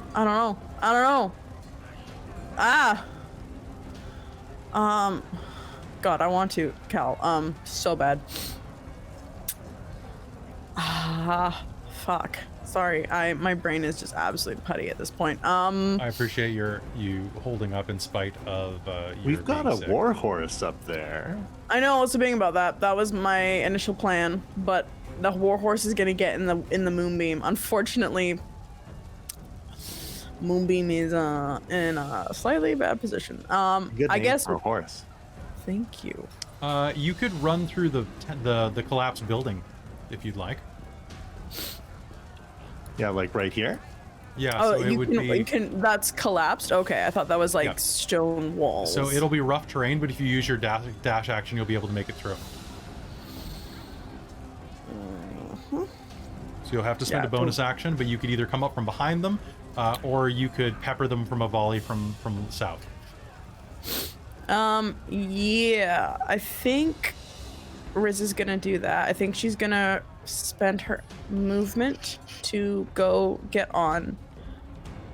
Oh, it takes 15 movement. It takes 15 feet to get. It takes half your movement to get on a horse, right? Yes. Yep. Okay. Yeah. I'll do bonus action dash. Then you get to use the horse's movement, right? Yes, exactly. Yes. Oh. Bonus action dash, get on Ispin. And then how much feet does the horse have? 60? The horse should have. Actually, the horse can maneuver you up to the top one, to the north one, around the moonbeam. Without getting because hit in the moonbeam? Yeah. It's not going to hit in the moonbeam because of the way it's positioned. Cool. So you could so yeah. absolutely ride up. Giddy up. And then just for ease. stab down in it. Oh yeah, Riz is like full on like protecting the cat at this point. Yeah, the cat is very, very protected. Okay, so rushing up, you can make me an attack roll. The Baz Draconian is going to make a couple of attacks against you as you ride up because it has its action at the same time as you. Oh, that's nice. Okay, spending that. Okay, what'd you get? Did I get determination brought back for me? You No, did I not. don't have determination. Riz, much like Robin, is not performing today. I'm guessing a 14 doesn't hit the A 14 Draconians. hits. Oh, it does. 14 hits, you're by yourself. You can sneak attack. Yes. She drew her rapier for this as she was riding over on the horse. Perfect. Oh god, garbage. Absolute garbage on my rolls too. 14 points of piercing damage. 14 points of piercing Stab. damage is a solid hit. You are going to stab down, and it is going to roar in pain and is going to stab you twice up into your hip for 8 points of piercing damage. Ouch. The horse doesn't give me any bonus to AC, does it? It does not. Okay, just curious. All So right. 8 points, you said? 8 points. Okay. And just checking one thing real quick. Okay. It would get an opportunity attack, so rules question here. A creature can't make an opportunity attack on me. Would this thing would try to attack me if I backed the horse up? It would definitely. It would try to attack me, but not the horse. It would probably try to attack you, yeah. Okay, cool. So Riz will back up another 15 feet with the horse because that's Okay. what it still had left on its movement. Okay. So she'll do that. So it cannot, well, it's using the horse's movement, not your movement, right? So I don't think mobile would apply. It's not mobile. It's just my swashbuckling fancy footwork. But you're not using your footwork. What's the wording? 1 second. During your turn, if you make a melee attack a creature, that creature can't make opportunity attacks against you for the rest of your turn. That's what I was wondering Okay, if I'm it using does the not. horse. It does not mention movement. That is fair. Yeah, it doesn't know. That's why I was It's going I to was make an wondering, attack like, at the if- horse. Then it will attack the horse if it's the only thing it can attack.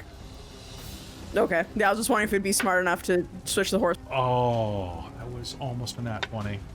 The horse is going to take 6 points of damage to its flank as it slashes it along the flank. The horse has more than 6 hit points, though. So it is going to neigh as blood dribbles down its flank. The second Baz Draconian is going to load the Boiler Drake. Aurontiros. Oh boy. And what was the other Draconian doing? Looks like feeding something into the mouth of this dragon thing. Okay.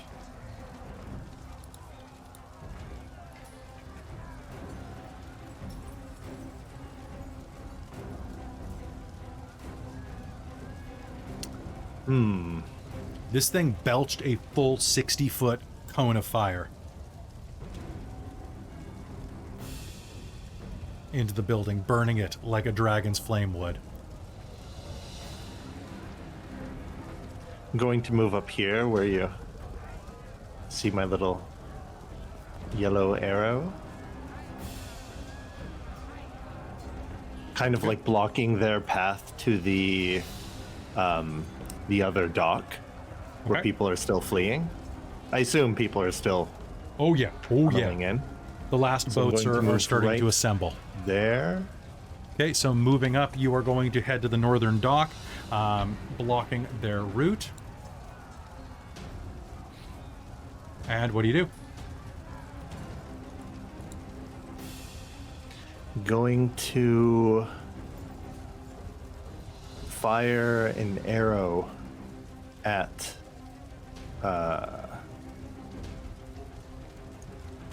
what's the range of a short bow?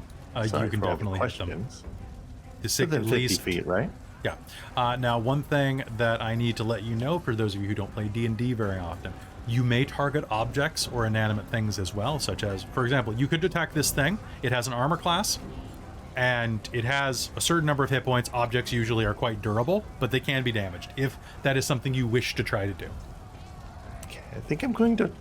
It seems to be operated by the creatures. So he's going to take a shot at... The first one in the row is Riz hit pretty badly. Oh, okay, then let's fire at that one. Okay, make me an attack roll. 18. 18 is absolutely a hit. Roll me damage. 2 plus 6. 6. All right. A bolt is going, or pardon me, one of your arrows is going to fly out, slamming into it, and the first one in the row is going to take an arrow like right in the lower throat, just at the top of the clavicle.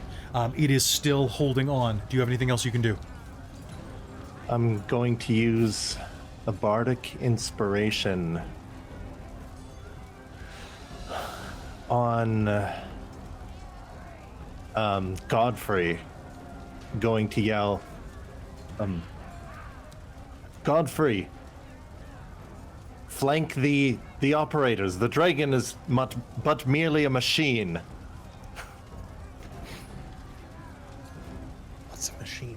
No, I know what a machine is. Got it. Okay.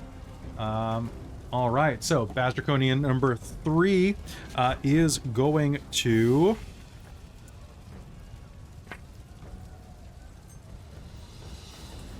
Oh boy. Is going to aim it, and is going to aim the cone directly at all of you on the southern pier.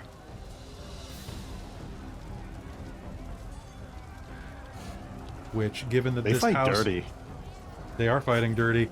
All right, that is its turn at the same time as Kalara's action. So it hasn't hit us yet, it's just aimed it. It has just aimed it. Okay. The next one to act will be the one that pulls the trigger. Okay.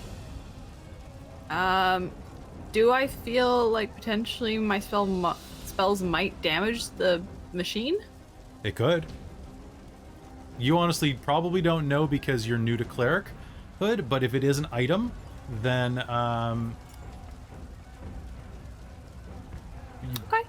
I'm gonna try attacking it. okay. Doing a ranged spell attack. Okay. I am upcasting Guiding Bolt to a 2nd level. Okay. And yeah, I guess we'll try this out. Okay. All right, you aim at the boiler drake and fire. And just to give you an example, this is what it looks like. Ooh, that's horrifying. Spell attack. Oh, cool. That's pretty convincing. Right? Ooh, excuse me. Of course. So that is 24 to hit. That is absolutely going to hit. Roll me damage. Okay. And are you moving at all? I am going to move. Okay. I'm going to try and move over beside the building to try and get out of direct hit of if they try and spew flame everywhere, I guess. Okay.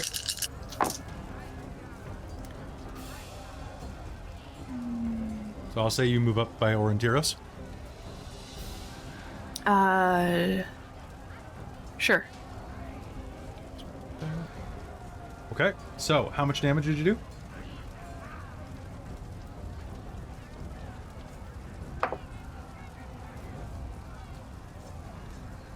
$27. Holy Radiant. crap. Okay. It's 5d6. 5d6. That's pretty great. Okay. You said the 27? Yeah. Okay. Yes. All right. Your guiding bolt is going to smack into it. It's going to begin glowing. It has taken a decent amount of damage, but is still intact. It looks like it's pretty banged up. It is going to pivot, and the last Baz Draconian is going to pull the trigger. I need Hazeal, Aurontiros, Levna, and Darrett to all do me a favor and make me. This is going to be. I think that's Hazeal Godfrey. Yeah. Oh, sorry. I meant Godfrey. My bad. That is going to be a dexterity saving throw. All right. Well, I'm going to use determination and my bardic inspiration here. Now's a good time. Yeah. Now is a good time. So that will be a 17. I'm also going to use my determination. Okay. Which makes that a dirty 20. You are so fucking lucky. Each of you, there is going to be an explosion of fire ripping out of the front of this thing. Hazeal, you're going to take 13 points of fire damage. God damn it. 15. No, because I could only go up to half. Oh, was your half? Is it My 13 half is exactly? You can only go 13. Oh no! Bye. And and Godfrey, you're going to take 13 points. Levna is. God. Levna's going to take 27 points of fire damage. No. How's the horse Out of. What about the horse? Oh god. She needs to make a con save. Okay. Levna is going to go down. The flames are going to rip out at some of the villagers nearby, ripping toward the dock, and Levna is going to drop her sword and step in the way. And the next thing you're going to see is burned armor falling to the ground. Levna has taken 27 out of 13 hit points. Levna is dead. Oh, fuck. Darrett is going to take only 13 points of damage. And is going to still be up and okay for the time being. Let me just double check his stats real quick. Okay, so... Pardon, delay there, folks. Moonbeam is also gone. Okay, Moonbeam is also gone. Darrett is still up with a few hit points. Now... Oh, pardon me 1 second, actually. Before I declare Levna officially dead, let me just check something. 142... Oh, good. Wait, she has more hit points. Yes. Yay! She has... Hold on. Let's see how many more. Every level... Hit points. Come on, she better have hit points. Hit points. When the psychic gains a level, it gains 1 hit die, and hit point maximum increases. Her hit dice is... does it? Probably This book she's is a not fighter, laid right? out well, guys. D10. How can this is as asking about 1d8 per level, but they might maybe. I'm Well, it just gonna depends. 'Cause double if she's a check. fighter, it should be a D10. But she's not. She's a warrior. There's a difference. So she is. I gotcha. So she is 2d8 right now. Regardless, that means that she is a d8 higher, which I'm gonna roll, and I rolled max. So and she's level 3, which means that she is just enough to be unconscious and horribly burned. She is not insta-killed because her We can con work makes it with that. less than half damage. I was starting to feel like, oh shit, I made a bad decision here. You did make kind of a bad decision, but that's something that you'll learn from in the future. Okay. That's why we're noobs. Okay, Low level. Godfrey, it is your turn. Your knight has collapsed on the dock, burned quite badly. Okay. What do you do? Well, I still think Levna's dead. So you know what? Like, and I'm gonna just charge over at this other one, and this is for Levna, and stab it with precise strike. Right, sounds good to me. Go ahead and give me an attack roll. 10, and okay, with advantage, that would be a 24. That is going to hit absolutely. Roll me damage. Nice. So it's 20 points of damage. Nice, 20 points of damage. Yeah. All I'm right. just gonna be just hacking at it, like 20 points of damage is Holy pretty Lord. insane. That is. I would It like doesn't to rage. skip sword day at the gym. It is still on its feet, but just barely, as you begin to hack and slash into it. And with that, that is going to be the end of the round. The fray is going to occur, and at the bottom, you are going to see one of these draconians, blinded by some unknown assailant, is going to begin wandering, kind of stumbling through the lower area, heading toward the dock, kind of away, kind of trying to hear its eyes gouged out by a sword strike. And that is new initiative. Hazeal, what is anchoring you to this realm? I was just trying to think of it because I got distracted by the whole Levna dying thing. To continue the theme, because we're in a theme here, Hazeal remembers the banter with Aurontiros at the tower, as she was about to become an initiate of the Tower of Sorcery, and just how natural and happy she felt at that moment. All right. Dork Tales, fire or blood? Let's go Dork Tales. Okay. You have that memory in your wounded state and continue holding on. The first Baz Draconian and Rizira are both up. So I'm about 15 feet away, I think. You are 10 feet away. Oh, 10 feet. Okay. I don't know. Oh, did they move forward? They have not moved forward, no. Okay, I'm sorry, my brain was putty. I said that she moved about 15 feet back with the rest of the horse's movement. But it doesn't matter because I'm still not 20 feet away. So Riz is going to steer the horse 20 feet backwards and then do a trampling charge attack with its hose. Okay, go ahead. So, with using a horse, does that take my action or does the horse? If the horse is trained, it is a war horse, it gets its own action, if I'm not mistaken. Cool. So the horse Which I is going to wish do that. I should have used that last combat, but I'm still learning. Yeah, magic that's what I rules. realized last turn. I was like, oh crap, because I saw someone in the chat. It was like, oh, can do it's a I war think horse. that I don't know if Rizira would have thought to do it the first time, but now, so a willing creature, blah blah blah. Controlling a mount. While you're mounted, you have two options. You can either control the mount or allow it to act independently. You control a mount only if it has been trained to accept or ride or domesticated horses, blah, blah, blah. Initiative changes to match yours when you mount it. It moves as you direct it and only has 3 actions: dash, disengage, and dodge. A controlled mount can move and act even on the turn that you mount it.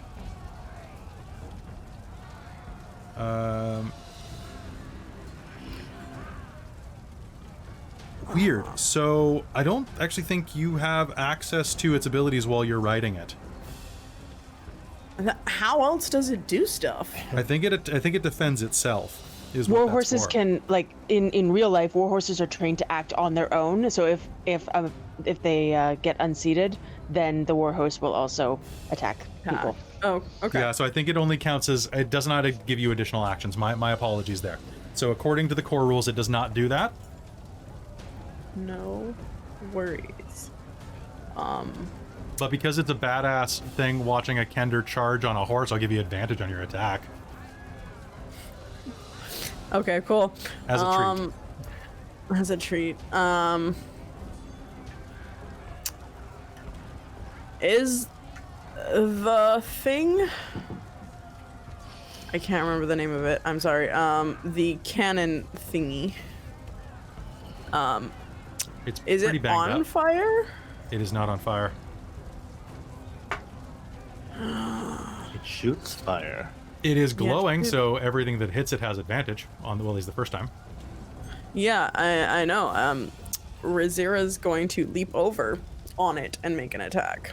She's going Okay. to leap over from the horse's back, put the kitty on the horse, and... The kitty is going to cling to you. Oh, okay. It refuses to leave you physically. All right. Well, cat, we're going for a ride. Yeehaw. Okay, so you're trying to jump over onto this thing? Yes. And stab it.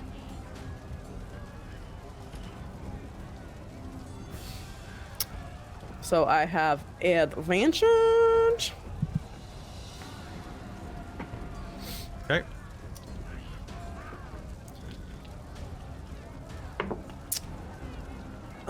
Oh god, Rizira, I think you might have, well, it depends what this AC is. Does an 18 hit? An 18 does hit. Okie dokie. And did you roll with advantage on the machine? Yes, I rolled a 2 and I did the rolls, but the other one was really low. The other one I rolled was garbage. So the 18 was the higher of the 2 rolls. Okay. And then she'll do a dagger afterwards if it doesn't explode in her face. God, why are my rolls so terrible tonight? 9 plus 4 is 13. So 13 points of piercing damage to this Okay. thing. And you apparently may sneak attack it. Or can you only sneak attack a creature? I thought it was like golems and automatons. Oh, to one creature. All right, So it's a creature, so no, it is not a creature, so you can't sneak attack it. It would be I did hilarious, roll though. a 6. I did roll a 6 on the... It was the highest dice I rolled on the D8. So, so that's going to be 10 points of piercing damage. Okay. You're going to and slam then- into it, dealing a decent amount of damage. And then she'll slam into that with her dagger as well. As a bonus action. All right, go ahead. Does a 16 hit? A 16 is going to hit. All right. And since I didn't state it, it was not the poison dagger. 'Cause I forgot to state if it was. So it's gonna be 2 points of piercing damage from the dagger. Okay. All right, stabbing into it. You are going to hurt it, but good. And the one that you, so you have dived past. Now, here's the thing, though. You were diving past, right? Yeah, jumping over it. Okay, so that means that I'm getting an opportunity attack against. Well, no, because you're still inside my zone. Never mind. Okay, the Draconian is going to turn and level a blade at you and take 2 swipes, though. Sounds good. One is going to miss, but one is absolutely going to hit. Do me the honor of taking 4 points of damage from that one. Okay. So the one at the north is going to slash you. Godfrey, the one that is engaged in mortal combat with you, is going to snarl and take 2 swipes at you. You are... That shield is lucky. So lucky. It's going to bank off you, but it's not so lucky that I'm not going to spend another hurt them more. And that is going to be above your armor class. That's for damn sure. The first 2 swipes... I'm sorry? Unless I use If my you want to reaction. spend... I mean, if you want to spend that, it's up to you. Not today. Aurontiros yells in mystical elven language and will Okay. expend silvery barbs. And who do you grant the advantage to?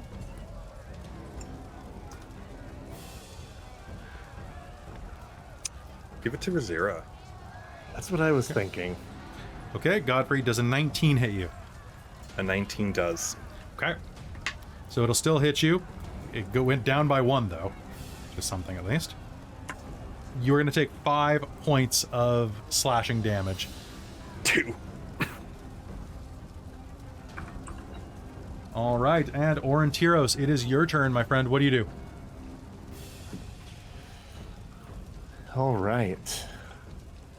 Oh, there's a lot going on.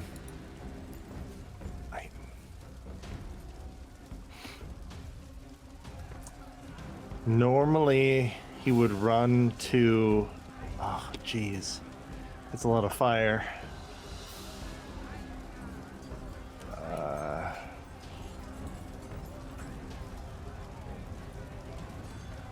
Going to... What does this machine look like? Does it look like it's puttering? Does it look like looks pretty damaged. I'd say it's still holding on pretty well, though. It looks like it was built to last. Built like a rock. built dragon tough? Yeah. Built fjord tough. And it's still pointing in that, like... It's still this pointing in direction the here? southeastern direction, yes. And nobody's put them not... Like, nobody's patted the fires off? The dock is still kind of burning a bit, but yeah. Okay.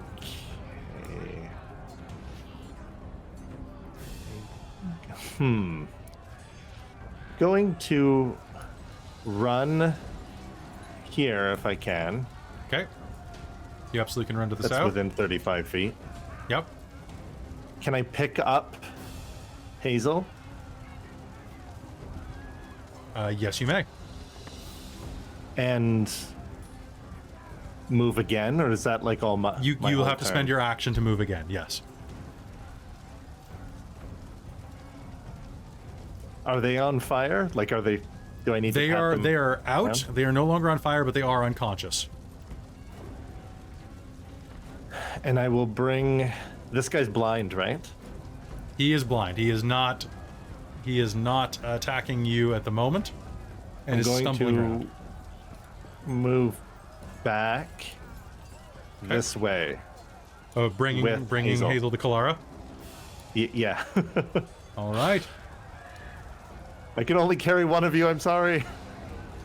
All right. The third Baz Draconian is going to rush forward and charge at Godfrey.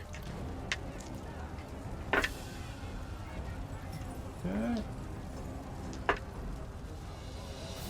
All right. Do me a favor, my friend.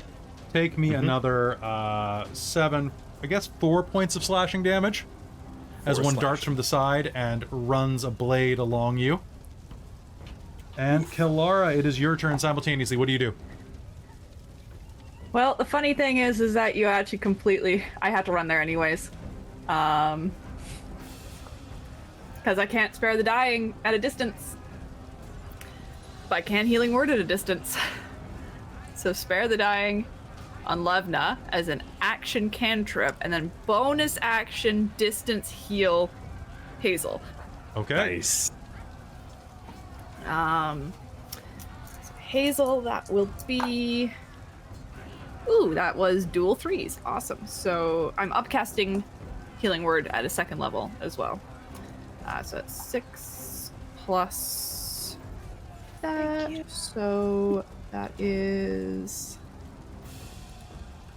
10, 14 points of healing. 14 points of healing Because is... I do have Disciple of Life as part of being a life cleric, which adds to healing spells of 1st level or higher. All right. Rizira, as you are slashing into this thing, the other Draconian at the back is going to turn, level a blade at you, and is going to stab you twice. You are going to take 5 and 6 points of slashing damage. 11 total. Okay, you are still on your feet. How many hit points do you have left? Not many. 7. Okay. Thanks for holding on. Okay. Godfrey, it is your turn. Okay. Godfrey's going to use Action Surge and attack the one that he's been digging into a little bit. That will be a 23 to hit for 14 points of damage. And then with the second attack, I'm going to use Commander's Strike. Okay, the first one is, this is the one that you've been fighting? Yep. Finally, he is going to fall to your first blow. And then I'll look over up at Rizira and just be like, come on, hit harder! And give her a attack on my turn. Okay, Rizira, you have another attack. What would you like to aim With it at? advantage. With advantage? And you add an extra d8 to your roll as damage roll as well. And Oh, she wow. can sneak attack. Yep. Does it have to be at a certain thing, or is it? Whatever you want. An attack. The one at your back that you jumped over is very badly wounded. The machine is pretty banged up. But probably if we stop the things. Well, and you working did see that it took 3 people to load it. That's true. All right, I am going to attack the one that stabbed me in the back because that was a dick move to do. Okay, the one to the north of you. Go ahead and make me an attack roll with advantage. I rolled double 15s. That is absolutely going to hit. Plus Roll me damage. 6. Yeah. So it's an extra d8. Yep. And then in my sneak attack. Yep. All right, rolls don't be garbage, please. That's not terrible. 19 plus 4 is 23. How do you do it? I think Rizira's going to hear that from Godfrey, and then she's just going to be like, usually it's not. I'm not usually at this level. Off with your head! And then just swipe. Nice. Nice. It is going to die directly in front of you. And now that I'm saying this, I need strength saves from both you and Godfrey. Well, actually, I guess not from Godfrey because his blade went through it. But as you stab it, I need a strength save, and I need both you and Godfrey to make me a Constitution save as well. Constitution Oh save? yeah, I guess I can't really do like an off with the head with a rapier. With a rapier, but you could definitely do Yeah. off with his head, then just stab it in the face. That's Ooh. true. I was LB. trying Fast not enough to in get that. stuck Right. in. They explode. Godfrey, what was that? 13. 13. All right, you are fine. Petrifying gas will release from the one that you drop as it dies. Rizira. So 14 for the strength save. Okay, so your blade is going to pull clear of it, and give me the con save. The con is 22. 22, you are going to be fine. Against all odds, I rolled for your battlefield event. 2 Vogler Fishers are going to rush from the edge of the water, seeing you in peril, and are going to attempt to engage these threats. I kid you not. You absolutely rolled, assistant guard characters rushing up to help. They rush forward with fishing spears and attempt to skewer the one at your back. One of them misses horribly, but one of them is absolutely going to hit. And that is going to be 1d8 plus 1 piercing. It is going to kill the Draconian at your back, Riz. And is going to lose his spear in it as the tip embeds. And as it says, I've got you, little one. And then the petrifying gas is going to hit him directly in the face, turning him to stone. Oh. All right, top of the initiative, Hazeal. You are going to come to and see Godfrey engaged in mortal combat with this last Draconian. Cool, Sacred Flame. Okay. I failed to save. Excellent. That's 10 damage. 10 damage. It is going to take a decent amount of damage. It is going to start burning as the Sacred Flame dances around it. Rizira, it is your turn again. This one is about 10 feet away from you. Oh, sorry. I rolled the wrong die for that. I was on the wrong thing. So let me do that. Please. 6 damage. 6 damage. Okay. Thank you for clarifying that. So Sacred Flame is going to burn at its flesh as it screams. Now, unless you have another action, Rizira, it is going to be your turn. I am going to just use one of my spell slots to gain sorcery points as a bonus action. Perfect. Go ahead, do it. Yeah. All right. And Riz, this one is directly beneath you. You can rush up and stab it too. Yep, that is gonna be her plan. She's gonna leap off with her cat and stab at this Draconian. All right, you have advantage because... Do you have advantage? You don't have advantage. I don't, but I get sneak attack You get 2 attacks. anyway. I get 2 attacks, exactly. Oh, fudge. What'd you get? Oh boy. Oh, I rolled a nat 1 on my rapier attack. Okay. And then a 13. Yeah, 13 for the dagger. So I don't think either of those hit, and the rapier is no goods. Okay. The rapier is going to come in nice and clean and is going to go right through the side of its shawl. The monster is going to turn and slash you across the chest for 4 points of damage as a reaction. And it's going to knock your dagger blow off center. Okay, and with that, it is number 3, so that is not its turn, that is not its turn. Aurontiros, it is your turn. What do you do? There is one facing Godfrey. All right.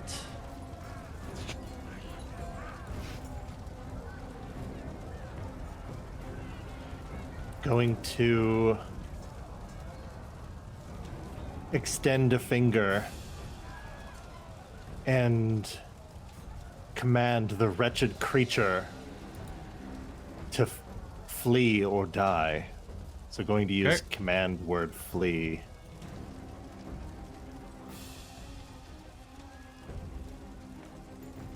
Okay. It is going to fail its save and is going to run. Which is going to make it leave. Both of you make me an opportunity attack.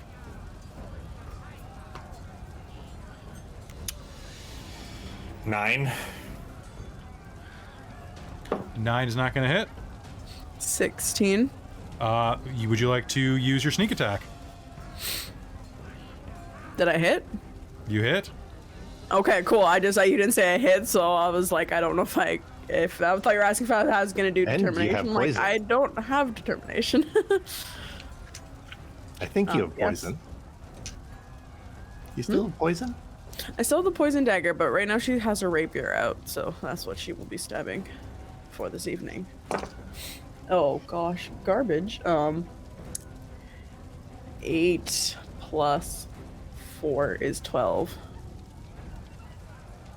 Okay, 12, and that's with sneak attack. All right.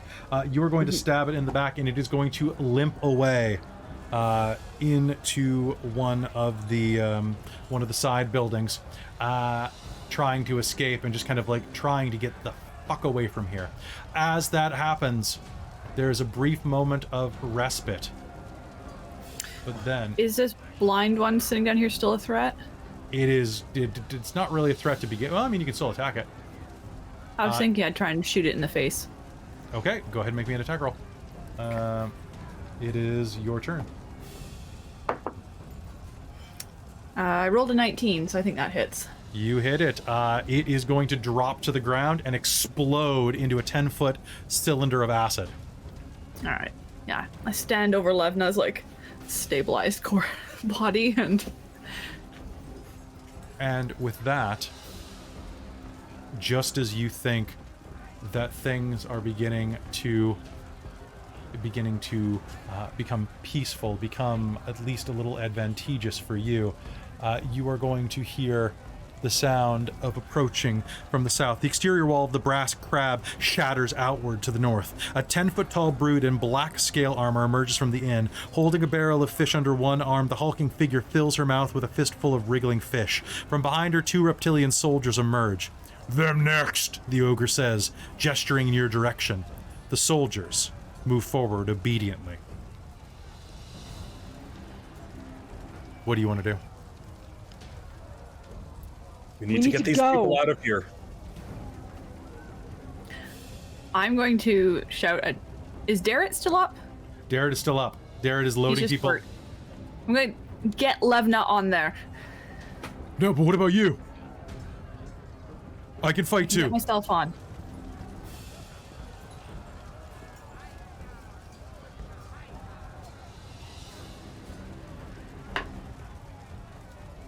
Darrett is going to take a look at you. The dragon.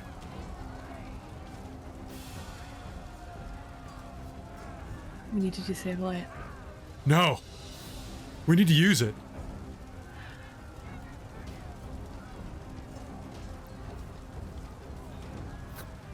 Get her on there. Kalara's gonna run and start screaming at Godfrey and Rizira and the others to turn it and shoot it at that thing. Okay. Oh, the Draconians are actually pretty high in initiative. Okay, so the 2 Draconians are going to move forward. We're going to top off initiative. Godfrey, you have initiative first, though. What do you do? I'm going to start trying to move the thing. Okay, so you can easily move it as part of your action. From there, it will take an action to load it. Okay, you did see how they did it. Okay, yeah, so your I'm action is to load. Try and direct the 2 fishermen. Get out of the... Like, help me with this thing. Well, there's only one left. One of One them got is made of petrified. stone. Stoned. Oh, okay. The one who's not stoned. Get over here. Help me with this thing. Okay. What do I do? You can see where there's a bit of a thing at the back for you to light it. Light the thing. Light the thing. And, He's going to hit some of the flints that are tied to it together and begin lighting it. The warhorse is going to wander off on its turn. Top of the initiative. One of the Draconians is going to charge at Aurontiros. Taking 2 swipes. Does a 15 hit you?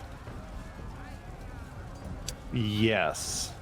Unless I use silvery barbs, which I can only use once. You got one more There's spell, silvery right? Barbs. There's also your cutting words. Silvery barbs is like a better cutting words.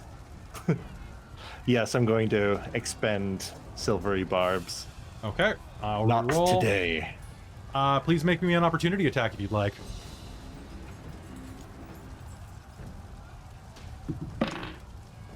Uh, 20.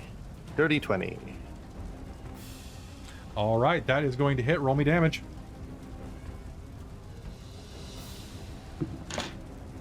All right. 10 with the short blade. 10 with the short blade. Your blade is going to dance across this creature's face, cutting it deeply. The other one is going to rush forward and is going to see the villager there and is going to smash it to pieces, dropping the stoned villager statue to the ground, and then is going to see what you are doing and is going to rush Godfrey for his second attack. Godfrey, that is going to be a 20 to hit you. Yep. Godfrey. Damn it. You were going to take 0 points of damage after Armor Master because I rolled 2. Ugh. So you take a blade in the chest, but your armor is going to hold. The Draconian's going to kind of lean and go, and kind of look at you. Normally this goes worse. Awesome. All right, down the initiative. Hazeal, it is your turn now. What do you do? Well, since I got myself some sorcery points, I'm gonna pull the same trick again. Okay. Moonbeam? Moonbeam for the one that's in front of Aurontiros. Okay. So that one's the con save. That is a fail. Roll me damage. 11. Nope. That is exactly as many hit points as he has. He is going to melt to death in your moonbeam. Good. Yeah. And then I will quicken spell and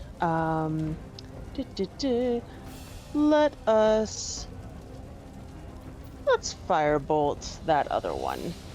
Okay. That is a 17 to hit. The other Draconian? Yeah. All right, that is going to be a hit. Roll me damage. That is 6. Okay. Your firebolt is going to slam into its back, dealing a decent amount of damage to it. It is still on its feet, and at this point, Rizira, it is your turn. Looking up, you can see that the fire is lit. All that needs to be done is the lever pulled. Pull the lever, Rizira. Okay, here we go. Okay. So the Draconian is going to get a partial success. And Fellmaster Gukog is gonna get a fail. Would you like me to roll the damage for this? Or do you want to roll the damage for it?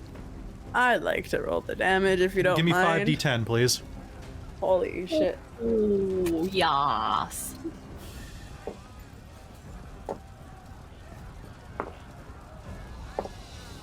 All the damage.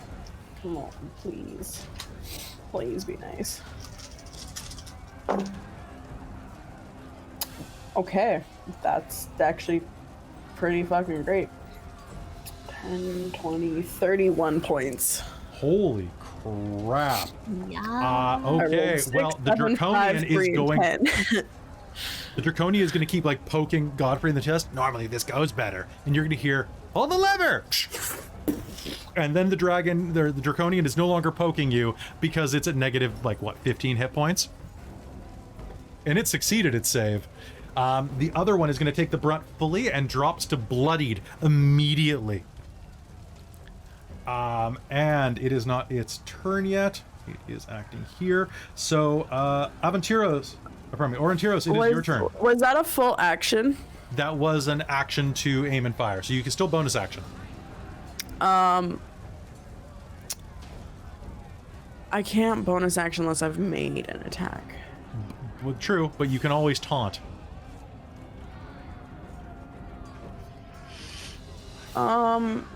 Yeah, but I have 3 hit points, so Rizira's quite hurt. I don't think she's gonna be that stupid. So that never mind for Rizira. Okay, so that sounds good. Aurontiros, it is your turn. What do you do? This time, turning his gaze to the big oaf and pointing a finger, is going to say, "You ugly oaf will not lay a finger on anyone else in this village," and use vicious mockery. Okay. It's a wisdom saving throw.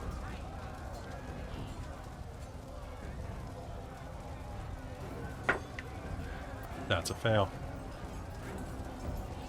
1d4 psychic damage. And disadvantage on his next attack. Just one. Stung a little. Mm-hmm. All right, give me the damage. It was just one. Okay, just one.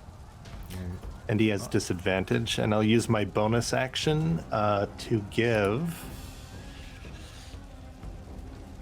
inspiration to...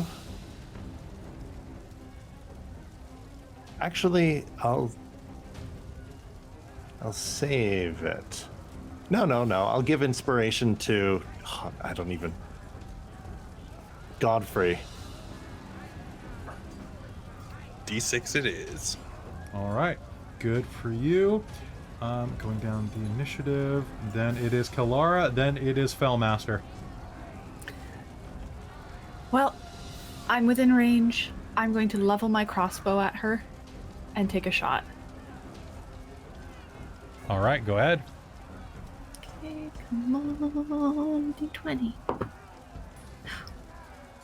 Shit! Would you roll a nat 20? Yes! Okay, roll me damage. Come on! Oh, don't go flying.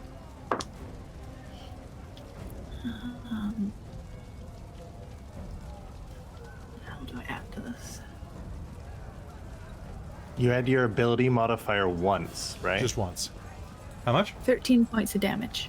Oh god, this thing is not doing well. Does she fight to the death? She fights to the death. Okay, she is going to... Oh, she's going to do as much damage as she can. She is going to drop her kettle of fish, or her barrel of fish, and... Oh, what's my movement? 40? Yeah, you know what? Let's do it. Let's do it, Mr. Knight. Oh god, bring it! You're inspired.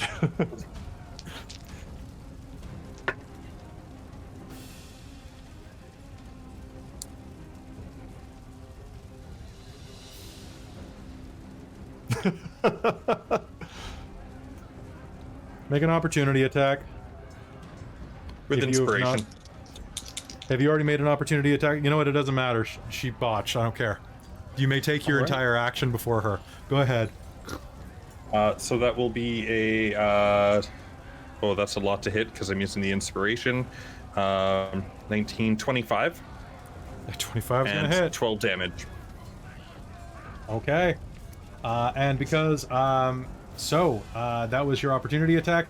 You are going to stab into her. She is going to try to club you. Her club is going to come down, smashing part of the dragon. Oh god. And it's going to begin fuming, like... it is your turn now. What would you like to do? She is still up. Stab. Stab? Give it to me. Stab. 18. That's going to be a hit. Oh, yeah. And let me 9. just- how do you want to do this? So the club went down, smashed into the thing. I'm just like, oh god. And I'm gonna just try and like get kind of between her and the club and stab her right through the armpit. And with that, she is going to drop to the ground dead. As you do that, you are going to see that this thing is beginning to smoke and overheat. It is time to go. Darrett yells, "Come on, we have to go now! The ships are loaded!" Let's go. Okay. Come on, Rizira, let's go. I make sure to help pick up the box from where it got dropped. Fisherman. Okay, you grab the Fisherman. fisherman. Singular. and Drag it. As you are running toward the boat, the boiler drake is going to explode, letting out a 30-foot plume into the air. All around you, you can hear the sound of these draconian, these strange creatures flying through the air, dropping flasks of flame on buildings, people screaming, loading into the ships as quickly as they can. You catch onto the last one, and as you begin to pull away from the dock, you are going to hear, "Hold the boat!" A voice rasps from the smoke-shrouded street. A man runs through the haze toward the wharf, clad in the armor of the ironclad regiment, and gripping a horned helmet in one hand. You will recognize this as Cudgel's lieutenant, J. Vev Veldruz. and you will recognize the horned helmet of a knight of Solamnia in his hand. Becklin's helmet.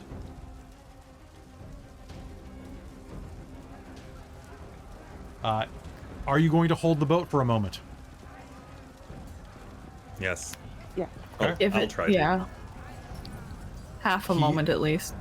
That's enough for him to leap into the boat. Try and help him. The battle went poorly. A few of the Ironclad Regiment escaped. Becklin sent me to help everyone in the village evacuate and ensure nobody waited for her and the mercenaries.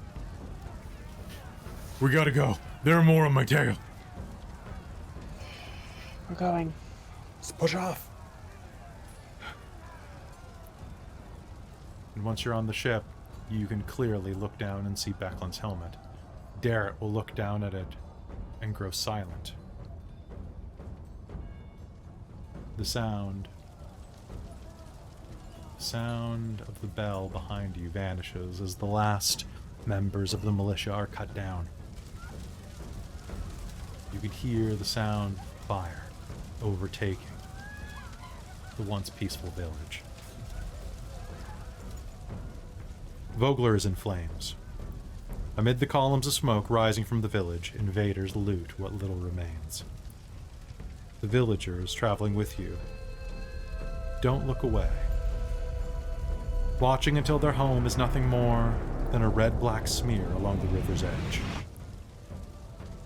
The evacuation boats carry all that remains of Vogler down the Vingard River and toward the uncertain sanctuary in Kalin. You are bloodied, battered,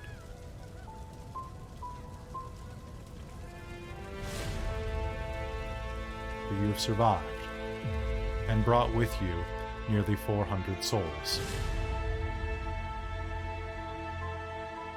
What comes next will shape the fate of Kryn forever. But that's going to be next episode. And that's where we're calling game for the night. I'm so sorry that took extra time, guys. That was quite complex, quite ferocious. You are all amazing human beings, and I love you very much. Robin, thank you for being a trooper through this. I am really sorry, and I will be over to bring you soup tomorrow. Also, I know that it's late, but I do want to say something fun to you, which is, I'm pretty sure I get to say, if I can find the damn thing, Get to level. that, I do not like That's the my layout guess. of this book. Dear God, I hope so. God, I hope so. It is. Getting It's this the this fastest. to get plus 12 initiative at the end of this, so that, this is worth the There we dying. go. So, I want to say to you, welcome to level 4. Yay. Thank you. Holy crap. This is fast. Oh, I don't think I could do another level 3 battle. So welcome, you all did it. I am very Yay. proud of you. Welcome to level 4. Do I want wisdom Yay. 20 or do I want a feat? How about both? Reminder that you get a bonus feat for being level 4 in Dragonlance. So Yeah. everybody Right. gets Okay, a we'll have feat. to discuss that later. Yeah. I don't have the energy to figure it out I know. now.